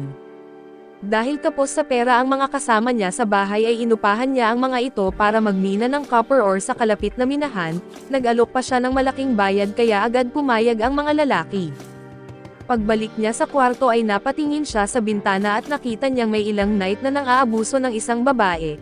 Nang subukan siyang tulungan ng adventurer na si Dan at nagsimulang maging marahas ang mga knight, pero biglang nadulas ang isa sa kanila bago pa dumating si Phelps para iligtas ang babae. Pinagalitan ni Phelps ang mga knight sa kanilang ginawang kababaan at noong una ay hindi nila siya sineseryoso pero nang sabihin niyang mula siya sa Heinlein House ay agad silang umalis na tila natakot. Matapos ihatid ni Dan ang babae pabalik sa pamilya nito ay napansin ni Phelps si Rio sa bintana at sinabi niyang alam niyang si Rio ang dahilan kung bakit nadulas ang knight kanina. Sinabi rin niya na ayon kay Abel na mas magiging madali sana ang tidal bore kung naroon si Rio at dahil dito, nagkaroon ng interes si Phelps sa kakayahan ni Rio at biglang dumating si Shayna para sunduin si Phelps at nagpasalamat ito kay Rio bago umalis. Kinagabihan ay sumabay si Abel kay Rio sa hapunan at nagbiro si Rio na mag-isa si Abel dahil siguro naghahanap ito ng mga shot dice para paglaruan ng espada. Napapahiya si Abel at sinabihang huwag itong ipagkalat dahilan para isipin ni Rio na nahanap na ni Abel ang babaeng gusto nitong makasama habang buhay. Pagkatapos ay humingi si Abel ng tulong kay Rio at dinala siya sa Pleasure District.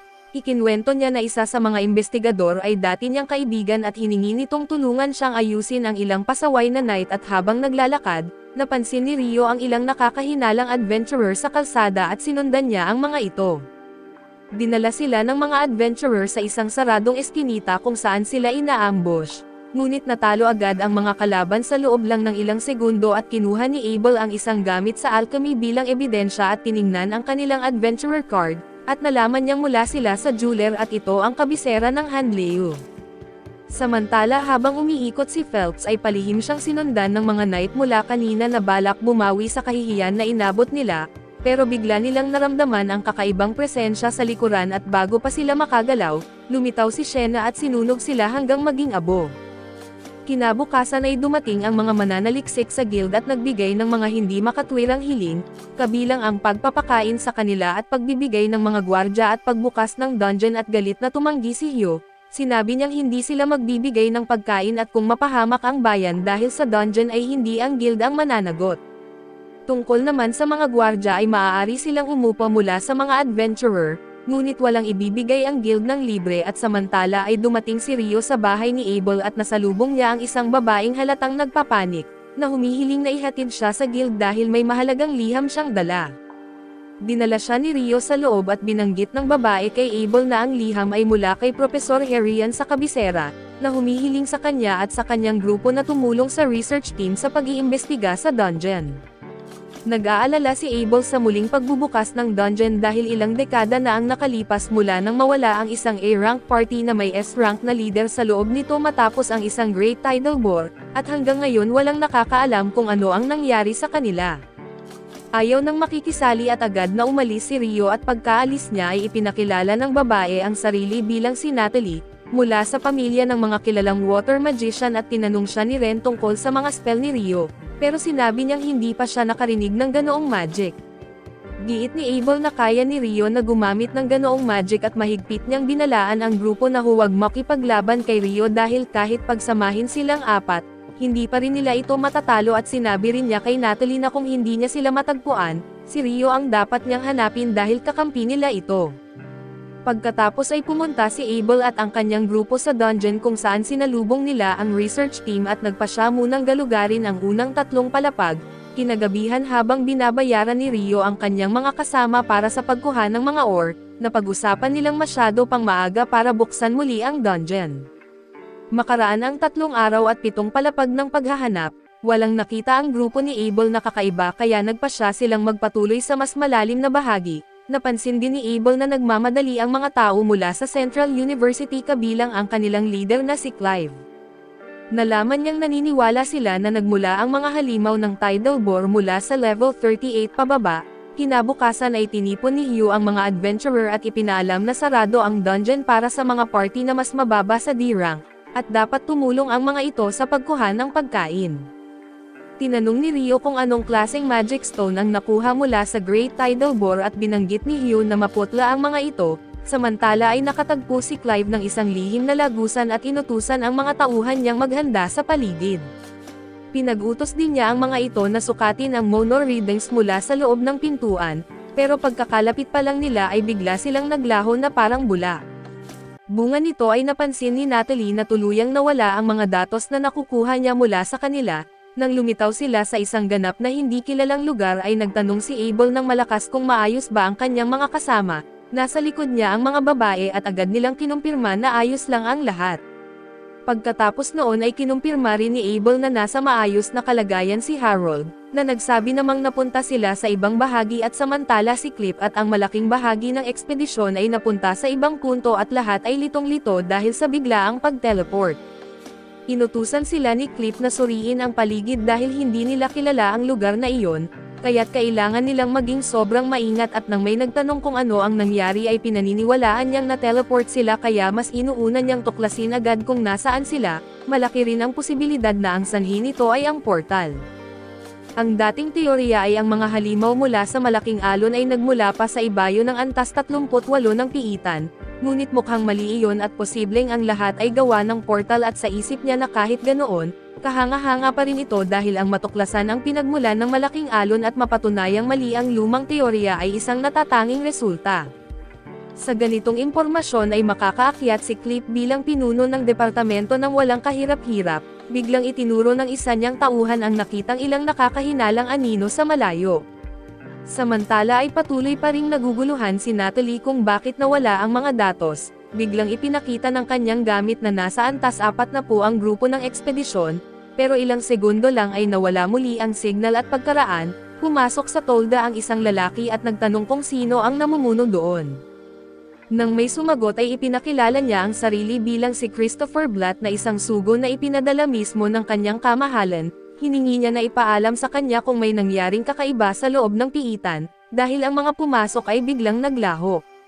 Kasama nilang pumasok ang mga lokal na adventurer na kanilang inupahan, ngunit nang tumawid sila sa hangganan ay naglaho ang mga ito sa kanilang mga mata at ipinabatid nila kay Blatt na biglang nawala ang mga datos at ang huling signal ay nagsasabing nasa antas 4 na po ang grupo. Lubhang ikinabahala ito ni Blatt dahil napakalalim na noon.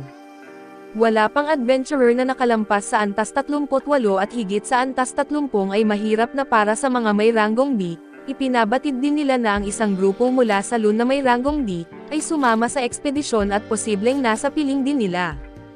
Dahil dito ay nagpasya si Blatt na ipaalam ito agad sa Adventurers Guild at hintayin ang pagdating ng Guildmaster upang maipaliwanag ang nangyari. Hindi natuwa si Natalie na sangkot ang Sangrienta dito subalit bigla siyang nakaisip ng isang ideya. Agad siyang lumabas ng tolda nang hindi nagbibigay ng anumang paliwanag. Mabilis namang ipinabatid ni Nina kay Ho na nawala ang grupo ng mananaliksik sa piitan at ang dekano na si Christopher mula sa Universidad ng Mahika ang humiling na pumunta siya sa pasukan, matapos mag-isip sandali at sinabi ni Ho na pupunta siya agad at iniutos na ihanda ang mga tauhan upang magtipon sa lugar ng pagkikita sa piitan. Pero ang totoo ay ayaw niyang malaman muna ng mga adventurer ang tungkol dito dahil nais niya munang ipaliwanag ang lahat kapag mas malinaw na ang sitwasyon, hindi dahil isa siyang masamang tao at bumalik naman tayo kay Rio na umiikot sa aklatan at hindi mahanap ang kailangan niyang saliksikin. Eksaktong iniisip niya kung gaano kalaking tulong ang maibibigay nito sa kanya, bigla itong lumitaw para batiin siya at tuwang-tuwa siya agad nang makita ito at sinabi niyang gusto niyang tingnan ang mga tala ng mga nakaraang eclipse at malalaking alon, pero wala siyang ideya kung saan magsisimula. Nang maintindihan nito ang sitwasyon ay pumayag itong tulungan siya dahil sakto namang alam nila kung saan iyon nakalagay. Habang naglalakad ay tinanong siya ni Sarah kung naniniwala siyang may koneksyon ang mga eclipse at ang malaking alon. Sinagot niya na iyon ay isang kutob lang niya at kinumpirma naman nito na nagkaroon nga ng eclipse 2 araw bago lumitaw ang mga halimaw at ayon sa opinyon niya, tama ang teorya ni Rio tungkol sa ugnayan ng dalawang pangyayari at ang totoo, laging may eclipse bago dumating ang malaking alon pero sa nakaraan ay hindi pa kailanman nagkaroon ng total eclipse tulad ng nangyari nitong huli. Dahil doon ay inamin nitong nasaliksik na niya ito dati at interesado siya kung paano nakarating si Rio sa ganitong conclusion, muli niyang inulit na kutob lang ito at itinatago ang katotohanang nakalaban siya ng isang kuma sa gitna ng isang eclipse, isang bagay na hindi niya maaaring isiwalat. Dahil dito ay bigla siyang nagpalit ng paksa at nagtanong kung alam nito kung ano ang dahilan ng pagbabago ng kulay ng isang batong mahika. Pumayag naman si Sarah na sagutin iyon at sinabi ni Rio na mas tumatagal ang buhay ng isang halimaw, mas nagiging mas matindi ang kulay nito. Sinabi rin niyang nabanggit na ito sa kanya ng isang kaibigan noon, kaya curious siya kung bakit maputla ang kulay ng mga halimaw mula sa malaking alon at lumabas na maputla nga ang kulay ng mga ito, ngunit mas magiging lohikal sana kung mas matangkad ang kulay nila dahil ibig sabihin noon ay matagal nang nabubuhay ang mga ito bago lumabas sa ibabaw. Dahil dito ay inisip ni Rio na ang mga halimaw na ito ay bagong dumarating lamang, pagkatapos ay tinukoy niya na may goblins at mga general na goblin at pati na rin isang hari ng goblin, nakakaiba ring lumabas agad na may ganitong hierarchy. Bukod pa roon kung artificial silang nilikha ay kakailanganin iyon ng napakalaking enerhiya, sinabi naman ni Sarah na alam na niya ang tungkol sa mapuputlang kulay ng mga halimaw ng malaking alon dahil may mga talaukol dito noon. Subalit sira-sira na ang mga record at kulang-kulang ang mga pahina, kaya ni ang mga tagapangalaga ng aklatan ay hindi alam ng buo ang impormasyon at sa madaling salita, hindi pa ito na ipapahayag sa publiko at dahil sa interes ni Rio ay pumayag siyang ipakita rito ang mga nasabing tala. Samantala balik sa grupo ng ekspedisyon ay sinabi ni Harold kay Belle na ang pakiramdam kanina ay kapareho ng nangyari nang mateleport siya sa isang piitan sa kanluran. Pagkatapos noon ay nagtanong siya kung gumagana ng maayos ang kagamitan. Kinumpirma naman ng kanyang mga tauhan na oo, dahil ang mahika ng hangin sa aparato ay wala pa ring problema kaya't posible pa ring makipag-ugnayan sa kanila ang koponan sa ibabaw at may padala sa kanila ang kinaroroonan nila anumang oras. Iniisip ni Lynn na maaari pa silang humingi ng tulong, ngunit hindi kumbinsido si Harold sa ideyang iyon at ipinakita ang kanyang pag-aalala sa hangin ng lugar na iyon kaya naman, tinanong niya si Rio kung hindi ba ito nagpapaalala ng kahit ano sa kanya. Matapos suriin ang paligid ay ipinaliwanag niya na ito ay kahalintulad ng isang sagradong santuwaryo, ang eksklusibong mahika ng mga mataas na antas ng pari at isa itong perpektong mahika na depensibo, itinuturing na isang banal na himala at sinasabing kayang tanggihan ang kahit anong pisikal o mahika na atake. Dahil ang lugar na ito ay nagpapaalala ng ganoong bagay, ibig sabihin ay nakulong sila sa loob ng isang uri ng hadlang o barrier na napakalaki kaya't hindi nila matukoy ang mga hangganan nito. Dahil dito ay inutusan ni Abel si Link na gumamit ng mahika na sonde para makita kung may na-detect sila, pagkatapos gawin ito ay iniulat niya na may ilang presensya ng tao mga 500 metro ang layo, humigit kumulang 1,000 at may 50 pang anyo ng buhay na hindi niya makilala. Sa puntong ito ay ipinagpalagay ni Harold na naroon din sina Clip at ang kanyang grupo kaya't nagpa siya si Abel na magtungo sa direksyon na iyon upang magkasama sila kaagad, samantala ay dumating si Hog sa tolda upang makipag-usap kina Vlad at sa iba pa, at binanggit sa kanya na nadetect ang grupo ng ekspedisyon sa Antas 40 kahit ilang segundo lamang. Hindi ito nakabuti sa kanyang pakiramdam dahil alam niyang kahit ang lahat ng adventurer sa lungsod ay hindi kayang umabot ng ganoon kalalim, kaya wala siyang paraan para makapagpadala ng tulong at ipinaliwanag ni Vlad na hindi rin nila alam kung bakit bigla silang nawala, kahit siya o ang kanyang mga tauhan ay walang magawa sa sitwasyong iyon. Hindi siya pinunanik yun at sa halip dahil wala nga silang magagawa, nagdasal na lamang siya na sana ay ligtas ang lahat kahit nasaan man sila at sa kabilang banda ay ipinakita kung ano ang nangyayari sa grupo ni Cliff. Marami sa mga kasamahan nila ang inaatake ng malalakas na mahika na pandigma. Maraming mga mangkukulam ang nakakapagtanggol gamit ang mga barrier na mahika, ngunit may ilan ding hindi nakaligtas sa biglaang pag-atake at wala ni isa man ang nakakakilala sa mga halimaw na umaatake sa kanila, subalit nang masilap ni Cliff ng mabuti ang isa ay nakumpirma niyang mga demonyo ang mga ito.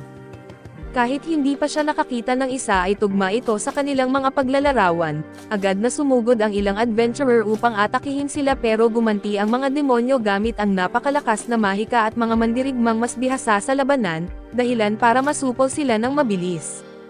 Pagdating ni Abel at ng iba pa ay nagulat sila sa matinding kaguluhan na nabuo sa napakaikling oras. Kinilala ni Rig ang mga kalaban bilang mga demonyo na mga kaaway ng mga Diyos at anghel, mga nilalang na lumalaban sa mahika at mas malakas pa kaysa sa tao. Sinabi ni Harold na ipagpaliban muna ang mga teorya at inutusan ang kanyang mga tauhan na umatake sa pamamagitan ng taktika ng pag-ipit sa magkabilang panig. Samantala si Cliff ay patuloy na lumalaban gamit ang kanyang mahika at nagtataka kung bakit naroon ang mga demonyo. Bigla namang naglunsad ng malalakas na atake na mahika ang mga mangkukulam laban sa mga demonyo. Bagamat sinasabing hindi sila tinatablan ng mahika ay nagtamo pa rin sila ng malaking pinsala, bagay na ikinagulat ni Regia subalit ipinaliwanag ni Harold na hindi pa naman talaga napapatunayang immune sila sa mahika, at lohikal na kung tatlong grupo ang sabay-sabay na umatake na kayang buwagin ang depensa ng isang demonyo. Nang mapansin niyang palapit na ang mga ito ay agad siyang nagutos na simulan ang ikalawang alon ng pag-atake, at kahit nagawa nilang pigilan ang paglusob ng mga demonyo at nag-aalala sila dahil masyadong marami ang kalaban at oras na lang ang hinihintay bago siya maubusan ng mana. Nakita ni Abel ang isa sa likuran na tila siyang pinuno at ipinaalam naman ni Harold na ang ika-4 na alon ang magiging huli, dahil wala na silang sapat na lakas para lumaban at dahil dito, nagpasya si Abel na lumaban na gamit ang espada at sumama siya kay Warren sa unahan. Mabilis na sumugod ang buong grupo ng walang tigil kung saan pinoprotektahan ni Warren si Abel mula sa mga atake na mahika gamit ang kanyang kalasag. Sa kanilang paglusob ay nagawa nilang patumbahin ang mga demonyong lumalapit sa kanila sa pamamagitan ng pagtutulungan at organisadong pakikipaglaban. Nakita ni Harold kung saan nagmula ang reputasyon ng Carmsey. Ngunit sa kabila ng lahat biglang bumagsak si Lynn dahil wala na siyang lakas. Sinabi ni Regia kay Warren na protektahan ito dahil wala na siyang mana at nauubos na rin ang kanilang mga potion at nag-alala si Abel nang makita na 6 na lang silang natitira, ngunit sinabi ni Regia na posibleng ang pinuno ay isang prinsipe ng demonyo. Binanggit pa niya na tingnan ang mga mata nito dahil iyon ay isa sa mga katangian nito. Ipinalagay ni Abel na isa itong madilim na Panginoon bago pa man ito tuluyang gisingin ang kapangyarihan nito. Kinumpirma ni Regia na ganoon nga at isa pa lamang itong hindi pa ganap at sinabing 4 lamang ang nabubuhay ng sabay-sabay, kung saan isa lang ang magiging tunay na madilim na Panginoon. Idinagdag din niya na kahit ang mga bayani ay hindi kailanman nakatalo ng isa, dahil dito ay sinabi ni Abel na susubukan niyang talunin ang mga demonyong nakapalibot sa prinsipe, dahil maaaring mabasag ang barrier at iyon ang maging pag-asa nila. Bago sumugod ay naisip niyang mas masahol ang naramdaman niya noong nakaharap nila ang Griffon, kaya bahagya siyang nagkaroon ng kumpiyansa at wala ng pag-atubili ay sinimulan niyang labanan ang mga demonyo isa-isa. Ngunit matapos niyang talunin ang ilan ay biglang gumamit ng malakas na mahika ang prinsipeng demonyo laban kay Warren. Napakalakas ng tama kaya napaatras siya kasama ng mga babae at nang makita iyon ni Abel, inisip niyang nais ng prinsipeng demonyo na makipaglaban sa kanya ng isa laban sa isa kaya't pinaghiwalay sila sa iba. Nang maging handa siya ay biglang lumitaw sa harapan niya ang prinsipeng demonyo gamit ang nakamamanghang bilis. Gayunpaman ay nagawa pa rin ni Abel na depensahan ang sarili gamit ang kanyang mga reflex. Alam niya pa rin na napakabilis at napakalakas ng prinsipe kaya't pakiramdam niya ay hindi niya ito kayang talunin. Bigla namang tinamaan ng isang mahika na atake mula kay Cliff ang prinsipe ngunit nang kumalat ang alikabok, nakita nilang wala itong tinamong pinsala at dahil dito ay naisip nila na ang halimaw na ito ay talagang immune sa mahika. Pagkaraan ng ilang segundo ay naglunsad ang iba pang mga demonyo ng napakaraming mahikang projectiles laban sa mga nasa malayo, na nakasire sa kanilang mga barrier at nagpilit sa kanila na umatras. Hindi na kayanan ni Cliff at ng kanyang grupo ang pinsala at nabalot sila ng apoy. Ginawa naman ni Warren ang lahat upang protektahan si Lynn at Regia at habang ito ay nag-aalala kay Abel, sa sandaling iyon ay muling umatake ng harapan ang prinsipe ng demonyo. Pagkakita ni Abel dito ay agad niyang ginamit ang teknik at sa sumunod na sandali, nailihis niya ang atake ng prinsipe at naipwesto ang kanyang espada sa leeg nito, ngunit kahit ganoon kabilis ang kanyang galaw ay nagawa pa rin ng prinsipe ng demonyo na umatras at umiwas, sabay gumanti ng isang matinding atake na tumama ng malakas kay Abel. Dahil sa sakit ay nanigas ang katawan niya at hindi agad nakagalaw at sa kabila nito ay humingi siya ng paumanhin kay Regia. Habang naghahanda na ang prinsipe ng demonyo na tapusin ang kanyang buhay bago pa man mangyari iyon, biglang gumuho ang kisame sa itaas nila at mula roon ay bumaba ng dahan-dahan si Rio. Nang makita si Abel ay sinabi niya kaagad na naroon siya para iligtas ang kanyang buhay at hindi niya inaakalang makikita itong malapit ng mamatay dahil lang sa ganitong bagay. Nagtanong si Harold kung sino iyon pero dahil malayo siya ay walang nakasagot. Parang walang anuman ay sinabi ni Rio sa kanila na bumalik na dahil maraming tao na nag-aalala sa kanila, nang makita niya ang prinsipe demonyo at tiniyak niya kay Abel na siya na ang bahala rito. Matapos marinig iyon ay ipinaalala ni Abel na iyon ay isang prinsipeng demonyo na agad namang kinilala ni Rio bilang anak ng madilim na Panginoon. Dahil dito ay sinabi niya kay Abel na tigilan ang pagbiro sa ganitong sitwasyon, dahil duda siyang magiging mahina ang anak ng madilim na Panginoon at ipinaliwanag ni Abel na ang isang prinsipe demonyo ay kandidato upang maging isang madilim na Panginoon, kaya napakalakas ng mga ito.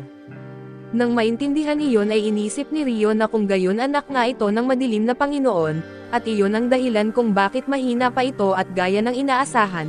Tinanong siya ni Abel kung ano raw ang sinasabi niya ngunit hindi niya ito sinagot. Sa halip ay hinarap ni Rio ang mga mahika na atake ng mga karaniwang demonyo gamit ang Eagle Lance, habang patuloy na naglalakad palapit sa kanila at sunod niyang ginamit ang Weirjet, at lumikha ng isang malaking bulan ng tubig sa likuran ng mga demonyo. Mula rito ay bumaril ng tubig na may napakalakas na presyon sa isang linya na pumutol sa bawat isa sa kanila ng napakadali. Namangha si Abel sa kanyang nasaksihan dahil natalo ni Rio ang lahat sa isang iglap ng walang hirap at sa huli, humarap si Rio sa prinsipe ng demonyo. Nang mapansin ang paraan ng pagkakatitig nito sa kanya ay sinabi niyang sawa na siya na laging ganoon ang tingin sa kanya ng lahat, hinawakan ng prinsipe ng demonyo ng mas mahigpit ang espada nito at bilang tugon, naglabas din ng espada si Rio at naghanda sabay ipinahayag na mas mabuting tapusin na nila ito, habang nakangiti pa rin ng mahinahon. Sa pagbabago ng eksena ay ipinapakita kung ano ang nangyari kanina kay Natalia, na dumiretso sa silid kung saan naninirahan si Rio at ang iba pa at pagdating niya, agad niyang tinanong ang mga kasama kung nasaan si Rio. Sumagot sila na nasa hilagang bahagi ng aklatan si Rio at dahil hindi alam ni Natalia kung saan iyon, pinaalalayan niya na ituro ang direksyon at habang naglalakad si Alir ay nakasalubong niya si Rio kaya't hindi na siya nagsayang ng oras. Ipinaliwanag agad na nawawala sina Abel at ang grupo nito sa loob ng piitan. Naunawaan ni Rio na ito ay isang emerhensya kaya agad siyang lumikha ng bagay na gawa sa yelo para makapunta roon ng napakabilis. Pagdating nila ay ikinwento ni Natalia ang lahat ng detalye ng sitwasyon. Matapos nalilinawan ay tinanong ni Rio kung bakit siya mismo ang pinapapunta para tawagin siya at sagot ni Natalia. Iyon daw ang bilin ni Abel na kung sakaling kailanganin nila ng tulong at hindi nila ito matagpuan, dapat siyang si Rio ang lapitan at pagkarinig nito ay nagpasya si Rio na pumasok agad sa piitan. Kahit na tumutol ang mga bantay na hayaan silang pumasok ay lumikha lang siya ng dalawang pader na yari sa yelo na agad nagbukas ng daan papasok ng piitan. Naaalala niya na si Nabel at ang iba pa ay nasa ika-40 na palapag, ngunit dahil wala ng oras para bumaba ng dahan-dahan ay ginamit niya ang jet sa antas na 6. Nilikha nito ang maraming bugsaw ng tubig na may napakalakas na presyon na gumawa ng butas sa ilalim ng kanyang mga paa. At dahil dito nakababa siya ng napakabilis at pagbalik sa kasalukuyang sandali kung saan niya hinahamon ang prinsipe ng mga demonyo, hindi na nakapagpigil ang kalaban at umatake ito sa kanya ng napakabilis. Napansin ni Rio na mabagal ito para sa kanya kaya't madali niyang sinalubong ang atake at inunahan pa itong mataga ng eksakto sa ulo. Laking gulat ni Abel at ng iba nang makita ang nangyari pero napansin ni Rio na pinulot ng prinsipe ng demonyo ang kanyang ulo at muling isinasabit sa leeg, na para sa kanya ay nakakaabala lamang. Sa kabila nito ay binanggit niya na kahit may ganoong kakayahan ang kalaban, ang isang tunay na Panginoon ng kadiliman ay dapat mas malakas pa lalo na't napakahina ng prinsipe ng demonyo na ito at hinala pa niya na baka hindi rin siya kayang maintindihan ng kalaban. Kaya naisip niyang subukan kung hanggang saan ang kakayahan nitong mag-regenerate at oo, nakipaglaro pa siya sa isang prinsipe ng demonyo. Pagkatapos noon ay ginamit niya ang Brave Jet sa antas na 256 na lumikha sa himpapawid ng napakaraming kanyan ng tubig na may napakalakas na presyon, na sabay-sabay pinaputok laban sa prinsipe ng demonyo at dahil sa matinding puwersa, nagkadurog-durog ang katawan ng kalaban. Dahil hindi niya binigyan ng pagkakataong makabawi ay nasira din ang batong mahika nito, at ilang sandali lang ay naging abo ang buong katawan at nagpasalamat si Abel sa kanya dahil iniligtas niya sila pero mapagpakumbabang tugon ni Rio na wala iyon, at maaari na lamang siyang pasalamatan kung iimbitahan siya nitong kumain. Pumayag naman si Abel na imbitahan siya kumain ng 1 linggo, ngunit napatigil siya nang biglang kumapit si Regia sa kanyang braso labis na magaan ang loob na buhay pa ito at dahil dito, humingi ng paumanhin si Abel kay Regia dahil sa pag-aalala na idinulot niya. Maya-maya ay lumapit ang isang matandang lalaki at ipinakilala ang sarili bilang si Arthur Verezes. Ipinaliwanag niya na siya ang tagapayo ng kagawaran ng mga magician ng kaharian at kinatawan ng korte sa usaping ito at kasabay nito, nagpasalamat siya kay Rio sa kanyang naging tulong kahit na hindi maitatanggi na nagkaroon pa rin sila ng ilang kasawian sa kabila ng kanilang pagkakaligtas. Dahil dito ay binanggit niya na kapag nakabawi na ng mana ang mga mage ay kukunin nila ang mga labi ng mga namatay, doon sinabi ni Rio na dapat ding kunin ang mga batong mahika ng mga demonyo at ipamahagi ang pakinabang nito sa mga pamilya ng mga nasawi sa labanan. Pumayag si Rio nang walang pag-alinlangan pero nang marinig niya ang salitang demonyo ay tinanong niya kung talagang kabilang sa lahing iyon ang kanilang mga kalaban, kumpirmado ni Abel na ganoon nga at muntik na silang mamatay dahil dito. Dagdag pa niya na noon lang sila nakaharap ng mga ganoong nilalang dahil daan-daang taon na mula nang huling lumitaw ang mga ito sa gitnang mga lalawigan. Sa narinig na iyon ay naalala ni Rio na ipinakilala ni Leonor ang sarili bilang isang kuma, kaya't napaisip siya kung ano ang kaibahan ng kuma at ng isang demonyo. Napansin ni Abel ang kanyang pag-iisip kaya't tinanong siya kung ano ang iniisip niya. Sagot ni Rio nang bumaba siya mula sa 39 na palapag at nakaramdam siya ng parang isang hadlang o harang, ngunit ngayon ay hindi na niya iyon nararamdaman. Dahil dito ay inakala ni Abel na iyon ay dahil natalo na niya ang prinsipe ng demonyo. Sumang-ayon naman si Rio at itinuturing na normal na magkaroon ng ligtas na daan palabas ng piitan kapag natalo ang isang pinuno. Pagkatapos noon ay ikinwento ni Rio na nakaramdam siya ng kakaiba nang gumamit siya ng onde sa 39 na palapag at malapit sa hagdanan, kaya gusto niyang silipin iyon pagbalik nila dahil posible na may kaugnayan ito sa nangyari. Maya-maya ay ipinakita ni Abel ang isang batong mahika na kulay itim. Sa pagkakita nito ay ikinwento ni Arthur na noong isa pa siyang manlalakbay ay minsan siyang nakatagpo ng isang demonyo sa kanlurang mga lalawigan, ngunit hindi niya ito napatay.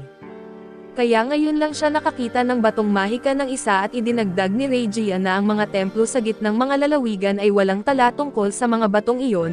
Pagkatapos ay sinabi pa ni Arthur na ayon sa mga kwento ay bigla at walang palatandaan ang paglitaw ng mga demonyo, kaya may mga nagsasabi na marahil ay gumagamit sila ng espasyo-temporal na mahika na bagay na agad nakatawag ng pansin kay Rio. Biglang napunta ang eksena sa isang grupo ng mga manlalakbay na nasa isang uri ng altar. Sila ay binisita ng isang espesyal na nilalang at walang iba kundi si Leonor mismo. Paglabas niya mula sa isang portal ay sinabi niyang naparito siya para silipin dahil nakaramdam siya ng kakaiba, ngunit ang nadatnan niya ay isang altar ng tao. Tinawag ng pinuno si Leonor bilang Panginoon ng Kadiliman, idineklara na malapit na ang kanyang wakas at pagkatapos noon, ipinaliwanag ng isa sa kanila na ang altar na iyon ay kinailangan ng napakaraming sakripisyo, at alam ng lahat na kapag sinilaban ito ay magpapakita ang pinuno ng mga demonyo. Nang marinig iyon ay tinanong sila ni Leonor kung sino ba talaga sila para maglakas loob na tumawag ng pinuno ng mga demonyo, Ipinahayag ni Ehlers ang pangalan ng kanilang pinuno bilang si Roman at ito ang bayani, at ang kanyang tungkulin ay patayin ang pinuno ng mga demonyo. Mabilis na naantig ang interes ni Leonor kaya hinikayat niya ang mga ito na makipaglaban, dahil sabik siyang makaharap ang isang malakas na kalaban ngunit sa unang palitan ng mga atake ay agad niyang naitulos ang kanyang espada sa katawan ni Roman nang walang kahirap-hirap, at dahil dito ay nakaramdam siya ng matinding pagkadismaya. Kasunod noon ay bigla siyang lumitaw sa likod ng isa sa kanila na hindi man lang nila naramdaman at nagbabala na kapag inatake nila siya, tiyak na babawi siya kaya't payo niya ay iligtas na lamang nila ang walang silbing bayani. Sumunod ang lahat at nagmadaling tinulungan si Roman, samantalang si Leonor ay malayang kinuha ang banal na hiyas na ginamit nila sa ritual at nang muling tawagin ni Roman si Leonor bilang Panginoon ng Kadiliman, agad niya itong itinama na hindi siya ang pinuno ng mga demonyo. Itinuring nilang imposible iyon dahil sa lakas niya at di alam ni Honor Mention kung ano ang dapat sabihin, ngunit kumbinsido siyang kahit magsama-sama sila ay hindi pa rin nila kayang talunin ang pinuno ng mga demonyo, ipinapakita lamang nito ang agwat ng lakas ni Leonor at ng pinunong iyon. Dagdag pa niya ay may mga tao ring kasing lakas niya at binanggit niya ng pabulong ang isang tao na nakaharap na niya dati si Rio, hanggang ngayon ay itinuturing pa rin niyang napakasaya ng laban na iyon at muling nilinaw ni Leonor na hindi siya pinuno ng mga demonyo at ipinakilala niya ang sarili bilang si Leonor. Doon ay pinayuhan niya si Roman na palakasin ang sarili na maging pinakamatibay man lang sa mga tao, sapagkat hindi araw-araw lumilitaw ang isang bayani at habang iniisip pa ni Roman ang narinig, sinabi ni Leonor na mayroong isang tao na 10,000 beses na mas malakas kaysa sa kanya kaya't napakalayo pa ng kanyang tatahakin. Pagkaraan ng ilang segundo ay lumisan siya gamit ang parehong portal na kanyang ginamit sa pagdating, at agad itong naglaho sa ilang sandali at samantala ay bumalik ang eksena sa grupo ng ekspedisyon, matapos ang ilang sandali ng paglalakbay ay natano ni Abel sa malayo ang mga manlalakbay ng Lyon. Hinala ni Arthur na inupahan sila ni Cliff dahil nais nitong masiguro ang ruta papunta sa ika-11 na palapag. Nang marinig iyon ay inisip ni Abel na malamang na ang teleportation ay nakaapekto lamang sa ika-10 at ika-11 na palapag. Pagdating sa hagdanan ay ipinakita ni Rio ang sa tingin niya ay anomalya na na-detect niya gamit ang sonda. Hindi pamilyar si Arthur sa bagay na iyon pero ayon sa mga sukat ng kasangkapan nilang mahika, tila naglalabas ito ng mana hanggang kamakailan lang. Dahil wala ng ibang paraan ay gumamit siya ng isang sako na may hadlang upang madala ito, dahil hindi makakapasok o makakalabas ang mana mula rito kaya't iyon ang naging tanging piraso ng ebidensya nila tungkol sa nangyari. Habang paakyat sa hagdanan ay muling nagpasalamat si Abel kay Rio dahil niligtas niya silang lahat, at halatang labis ang kanyang pasasalamat at samantala ay sinamantala ni Rio ang pagkakataon, upang humiling ng kapalit at ito ang sabihin sa kanya kung saan makakakain ng masarap na curry sa Lyon. Nangako si Abel na gagawin iyon ng walang problema, ngunit biniro siya ni Rio na kung sisinungaling siya tungkol doon ay wawasakin niya siya gaya ng ginawa niya sa demonyo dahil ang curry ay hindi biro, dahil dito ay pakiusap ni Abel na huwag siyang biruin ng ganoon, ngunit itinuro lang ni Rio na ang kailangan lang naman ay tuparin ang pangako at ganoon lang kasimple at madali lang daw mabuhay kung tuparin niya iyon. Paglabas nila sa piitan ay masayang sinalubong sila ni Natalie at inakala ni Abel na siya ang nagbigay alam kay Rio kaya't nagpasalamat siya rito, samantala ay nakahinga ng maluwag si Hu nang makita si Abel na ligtas dahil akala niya ay hindi na sila makakalabas ng buhay. Nang mapansin niyang kasama nila si Rio ay sinubukan niya itong pag-alitan dahil sa pagbaliwala nito sa mga bantay, ngunit agad siyang pinutol ni Arthur at ipinaliwanag nito na kung buhay pa sila ay iyon ay dahil sa pakikialam ni Rio. Nalito si Hu sa narinig kaya't nag-alok si Arthur na ipaliwanag ang mga detalye sa ibang lugar, kahit hindi gaanong naunawaan ay nagpasalamat si Hu kay Rio dahil sa pagligtas sa kanila at pagkatapos ay umalis sila ni Arthur papunta sa kampo. Pagkapasok nila ay ikinwento ni Arthur na may mga humigit kumulang 15 demonyo at kasama nila ang isang prinsipe ng demonyo. Inakala ni Hu na normal lang na nakaligtas sila dahil nandoon si Arthur, ngunit nilinaw ni Arthur na muntik na siyang patayin ng prinsipe ng demonyo at si Rio lamang ang nakakapigil dito kaya tinanong niya kung sino ba talaga ang binatang iyon. Ngunit sagot ni Hu na wala siyang gaanong alam tungkol kay Rio at bukod sa balita na tinulungan nito silang tumawid sa bundok ng kasamaan, napatawa si Arthur sa katotohanan na kaibigan siya ni Abel at higit pa roon kaya niyang patayin ang isang prinsipe ng demonyo. Dahil lalo pang naguluhan si Hu at ipinaliwanag ni Arthur na pinatay ni Rio ang prinsipe at ang mga kasama nitong demonyo na parang wala lang, at ayon sa mga salita ni Abel ang kaso ni Rio ay isang bagay na hindi pa nangyayari kailanman.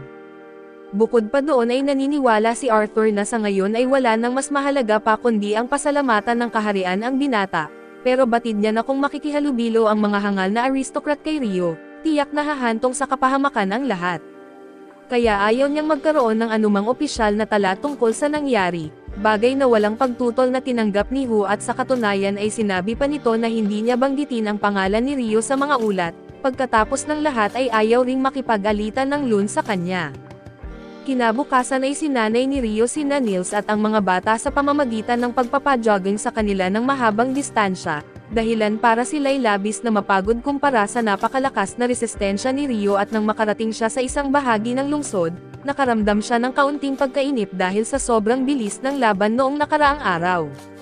Sa sandaling iyon ay naamoy niya ang isang pamilyar na halimuyak at nang pumasok siya sa isang taberna sa unahan, ang nadatnan niya roon ay si Sarah at masigla siyang binati nito at nagulat na kilala pala ni Rio ang lugar na iyon, subalit agad ipinaliwanag ni Rio na hindi niya ito alam kundi nahatak lamang siya ng amoy ng curry. Pagkarinig nito ay tiniyak sa kanya ni Sarah na dito matitikman ang pinakamahusay na curry sa buong Lun at pagkaupo nila, kinuha ng may-ari ng tavern ang kanilang order 2 curry na may katamtamang anghang at habang naghihintay, tinanong siya ni Sarah kung saan siya nakatira.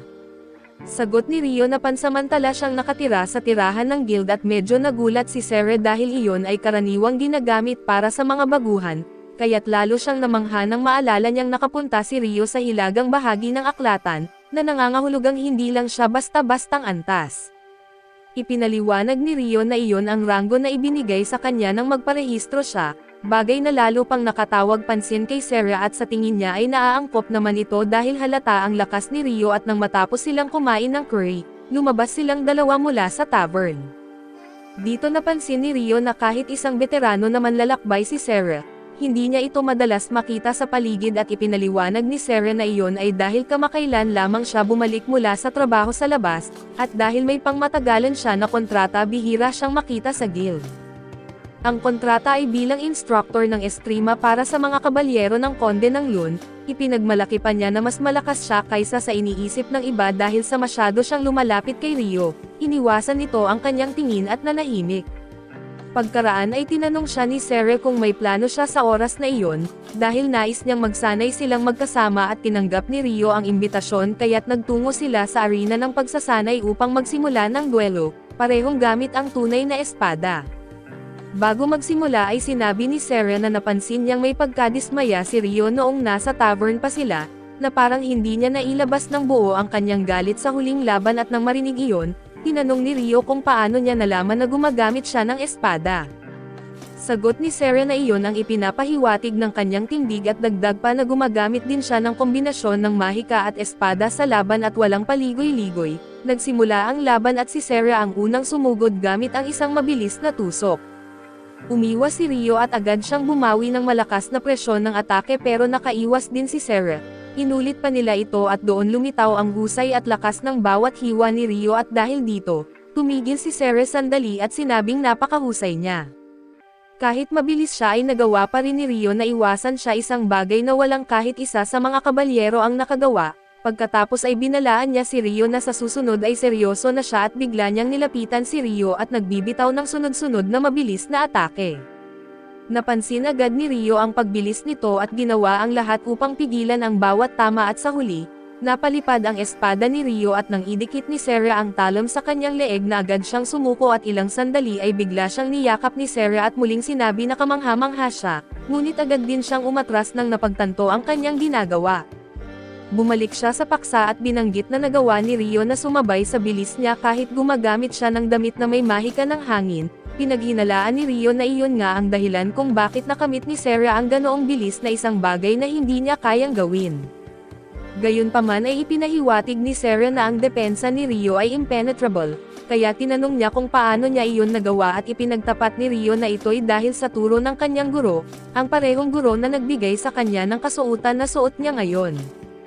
Agad na naunawaan ni Sarah na ang tinutukoy ay ang hari ng mga diwata at batay sa kanyang kutob, Tama ang hinala niya at sa puntong ito ay sinabi niya na halos alamat na ang hari ng mga diwata sa kasalukuyan, bago pa man magpatuloy ay isang babae ang lumapit at ipinaalam na oras na ng klase ni Ginoong Alfonso. Ipinaliwanag ni Sere kay Rio na pupunta siya upang sasanayin ang apo ng konde. Ipinakilala rin niya si Rio kay Rileta at sinabi rito na si Rio ay isang manlalakbay na lubos niyang pinahahalagahan at dahil dito ay nagulat si Rileta at may halong kaba nang sinamahan si Rio pauwi. Iniisip pa rin ang mga salitang binitiwan ni Sere tungkol sa pagpapahalaga niya sa kanya. Sa kanilang paglalakad ay nakasalubong ni Rio si Hu. Nais ni Hu na pag-usapan ang nangyari kahapon kaya't isinama niya si Rio sa kanyang karwahe para makapag-usap ng private. Ipinaliwanag niya na malalaman naman ni Rio ang lahat mula kay Arthur kaya't hindi ito dapat mag-alala. Gayunpaman, sinabi niya na hindi niya maaaring baliwalain ang isang kabalyero na nagbabawal sa kanya sa piitan at bilang parusa. Nais niyang ipataw kay Rio ang pagtanggap ng isang gawain sa labas at alam niyang simula nang dumating si Rio, wala pa itong tinatanggap na gawain maliban sa piitan. Ang parusa ay ang tanggapin ang isa sa mga iyon at walang problema itong tinanggap ni Rio, dahil napakagaan lamang nito bilang kapalit sa kanyang pagkukulang. Ipinahayag ni Hu na kailangan niyang maglakbay upang makipagkita sa ilang mga ngalakal at pagkatapos nito ay bumalik na lang siya at ang destinasyon niya ay sa Whitnash.